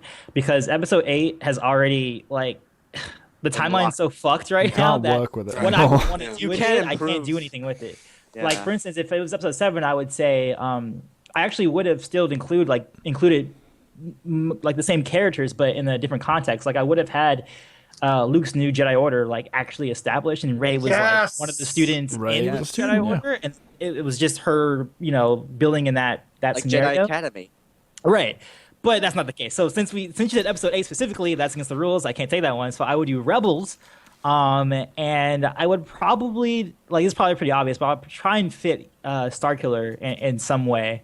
I don't know how well it'll work because they have Maul now. And that's the thing. They even screwed up that a little bit. They have Maul in there in place of what Starkiller could have kind of played a part in. So really, it's hard because both of them are pretty, like, Yeah. they deadlock The it. two, They the two deadlock it. things are like irrecognizably, like you can't. The damage is irreparable, isn't it? I mean, Yeah, like, the damage- What are you supposed to do? Nothing we can do. Really, all we can really talk about is what direction we would have taken things if we were in control from the get-go. Now, if I were in control of Rebels Season 3, here's what I would do. I'd kill off all the bland Disney characters and turn it into the Ahsoka show. Well, which is coming from Nice. Connor, guys, bear in mind. Yeah. It's like, here's the thing. I hate TCW with the burning passion of 1,000 dying suns. But one thing the show made me do is it made me care about Ahsoka. And the fact that Rebels isn't following up on that and making it the Ahsoka show and is instead focusing on all of these bland Disney characters that I don't care about pisses me off. So if I had my way, I'd kill off all the bland Disney characters and make Rebels the Ahsoka show. The Rebels characters, for me, I have issue with, but they all could be amazing characters if they were written properly, and it looks like they're going that way now. So I have my hopes for them. But what I would do, and I think we can fix this problem, you know what we do? We put Lucino in charge of the story group and give him Episode 8. Let him try and fix this problem, because he's excellent at working in workarounds. I think he would. I don't know Curse you if for even he- putting him in that position. Yeah. he would I don't want it. Not even I he would think be able he- to do that. But Yeah. have him delete all the new crap and have him rewrite the new films. It's like a cop out to the like. I would just have somebody cook up like a completely different story and like disregard every. Like I would do what the story group did. Is like what you're saying, you know, or Yeah, what the powers that be. But See how but they with the new feel stuff about that isn't it. actually that good. Yeah, Reboot the reboot. yeah, reboot the reboot.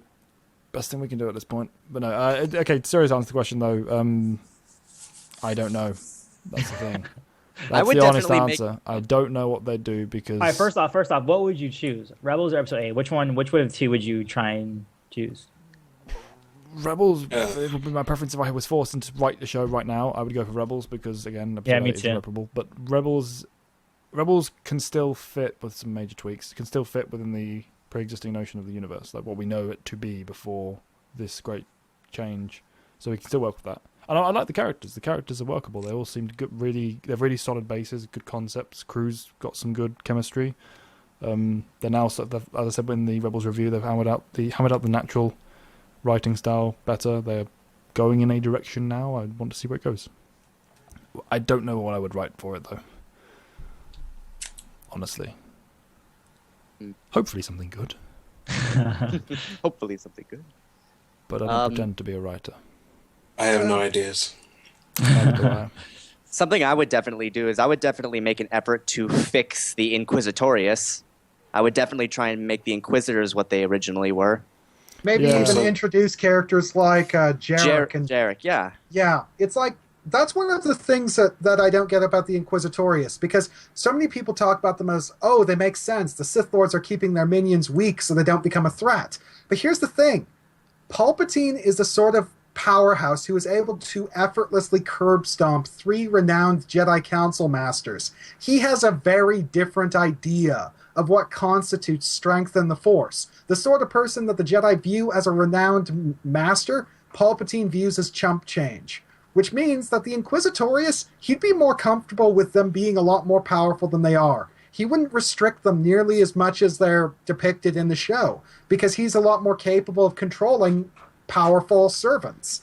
It's like, in fact, the fact that the Inquisitors in the original continuity, in Legends, were so individually powerful reflects even better on Palpatine, because they were so individually powerful, and he was still able to control them. I don't even think the creators of Rebels... I don't think they even like the Inquisitors. No, they don't. They don't even know what they're doing with them. The way they throw them away after each season, I know. They don't care. They don't sit down and plan. All they need to do is have an arcing plot over the series they're making, rather than just these villain of the day rubbish. Yeah, villain of the day. This show feels like a throwback to older, more simplistic writing and animation that I just can't get on board with. Yeah, I mean, this is the era of, slightly past the era of Legend of Aang, and that's what we should be seeing from something of Star Wars caliber, but we're not. We're just not. You know what's funny? Dave Filoni was actually on that team. I know, right? He wrote some stuff for it. And that's actually one of the reasons why I'm so shocked at Dave Filoni himself. We know he can do better. We've seen him do better.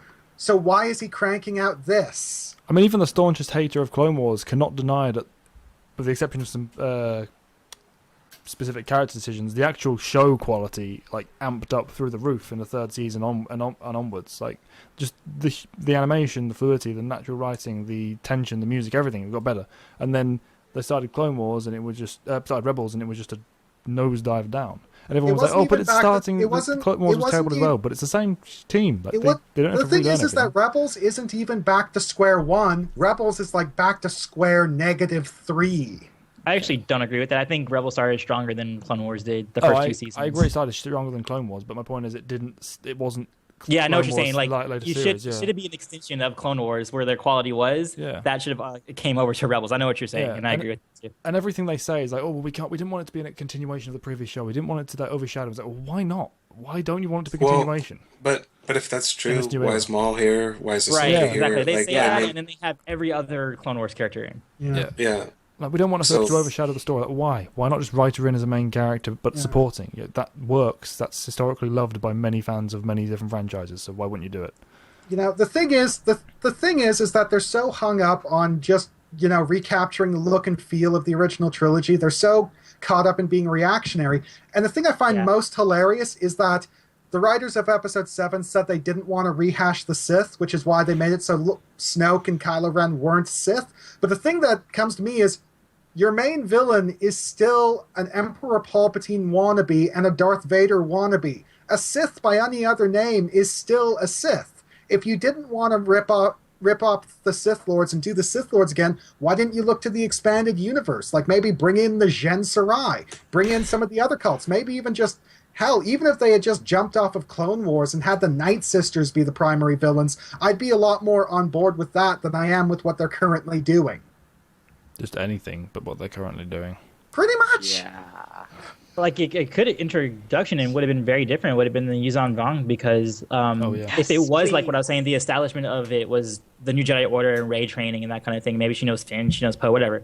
The new threat is someone who it is not affected by the Force, and that's a new challenge that the Jedi have never faced before. That's why those books were so groundbreaking when they were originally published. That's why everyone was so on board with it. It's the Game of Thrones era of Star Wars, basically. I love the tone it sets, but it's one of those concepts that you describe the basis and the summary of, and it sounds god awful. Out of extragalactic creatures come in and start basically just wrecking the entire the galaxy, and half the galaxy is taken over by them. But then the actual execution is amazing. And sorry about that. Yeah, so execution was amazing. Just the premise was actually crazy. Yeah, Matt just said a moment ago before we came back that don't you get the feeling that there's some corporate suit in an office somewhere deciding should the Star Wars movie needs to end with a lightsaber battle? That's why we need our enemies to be lightsaber wielding. But the thing that they're forgetting is with the Yuzhan Vong, they were carrying lightsaber resistant weapons. They actually were capable of waging lightsaber duels. And in fact, a fight between a Jedi and a Yuzhan Vong equipped with his sentient living amphi-staff weapon, that would be so cool.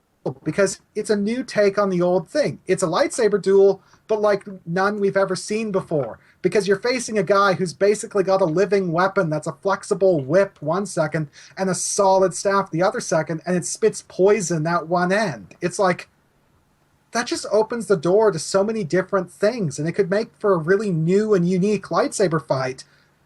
But instead, what we got at the end of episode 7 was just not even a conventional lightsaber duel. That duel struck me as crude. The that was actually there. That's what that was the point. Yeah, I don't have a problem with the choreography being so simplified on Rey's end, and I know he was wounded, so it's kind of alright for Ren. But I just didn't like the way they took it on a thematic level. Like the actual execution was fine. It's just they had bloody Rey bent double, like over the side of the edge, having this philosophical moment, like yeah, I can feel the Force. Meanwhile, Ren just sort of stands there gritting rather than just pushing her off. But like, did it make good viewing? Like, and I think that's a subjective question, but where your answer to it depends. But for me, I didn't care for it. I didn't either. But going back to the Yuzong Vong. Sorry. Well, I was gonna say the big shoe-in for me of like the lightsaber fight actually is not even the Lin fight. I think it's the one with Finn, where Maz is like, "You have a weapon," and he's like, "Oh yeah, I'll use this thing I've never used before," even though he says, "I'm really good with blasters." Like, pick up a blaster then. Don't pick up a freaking lightsaber. That one felt shoehorned to me. Like, that lightsaber fight was like, there hasn't been a lightsaber fight, and this movie's been going on for an hour. What are we doing? Not only that, but the ridiculous weapon of the TR. It's like, I don't know how people don't see it. Like, I look at that and think, well, what is that? I look around and everyone's like, "Oh, that's so cool." It's like, that's not even remotely practical, and that's not like a nitpick. That's not a nitpick practical. That's like that would never. I want to say for the viewers, I always argue with Callan on this kind of thing, and I totally agree with him on this one. It's just a spin. I know. I argue with Callan on this thing too, and I still disagree with him. If they just had that particular stormtrooper, say, be a riot trooper with an electro staff, it's like, that would have worked, because an electro staff is an effective weapon and it's a practical weapon. We've seen it in action and it works. But that thing he was carrying. I mean, they made a gif about it immediately. It's ridiculous. It's like a small electro baton. Fine, whatever. It's weird, but okay, fine. But just this spinning reverse grip wrist thing. It's like, what are you doing? And I'm turning around and everyone's like, "Oh, that's so cool. Look at this. Oh, Finn's going to do this." It's like, I despaired in that moment. Yeah, I don't have an issue with that at all. You don't have an issue with it? Not at all. Not even a little bit. Wow. Because I know how to watch a fictional story and know that, in that universe, that's a freaking weapon that works. I'm not thinking about, if I really try to use that in a fencing match, I'm going to get obliterated. No, that's not I just switch my brain. It's not about suspension of disbelief. I'm not saying that you shouldn't suspend disbelief, but the thing is, that is literally, even in the universe's like laws and physics, impossible to use as a weapon. I'm somewhere in between. Like, I can do what Antoine can do, but I also am like, why would he have that? Like, to me, it's so blatantly, this trooper has a thing. We can sell it to right. So like, fight. I agree with that. Yeah. It's stupid for him even to pull it out. I know I'm using. To me, it's like stuff. They go to the prop department. We're like, we want to give a stormtrooper toy. Can you come up with something that's different other than a gun? Like, we got this thing. Okay, well, here we go. Yeah, I mean, it doesn't bother me for the same reasons as Callan, but it does bother me. I know I nitpick about a lot of sort of stuff like this, but this is like not a nitpick. This is a huge thing. That is blatantly someone being lazy and not even putting an ounce of thought into what they're doing. All they had to do was go, "You think of a weapon, okay," and then look and try and actually think of an actual weapon. Don't even think of weapon. Just give them an established weapon, like an electro staff. Yes, anything, just not this spinning electro baton that does nothing. This thing that would be impossible to wield. Like, that thing is so huge, and I'm just like, wouldn't that thing just like dislocate your wrist or break your arm the second you met any serious resistance? Like, God, this thing isn't even remotely ergonomic. Well, even a Force user, like someone who physically is strong enough to wield something that ridiculously hefty, you couldn't use it practically. Like, anything else would be better. You could pick up a brick and wield it more effectively. It's pointless. And I just hated it. And everyone else was like, "Oh, wow, that's so cool." And I was like, "Oh, God." And that was basically how I summed up my experience of the film, like that moment. Yeah. But anyway, moving on. We've talked about that enough. Yeah. So yeah, basically, if I could take Rebels in the direction I wanted, I'd kill off the Disney characters and make it the Ahsoka show.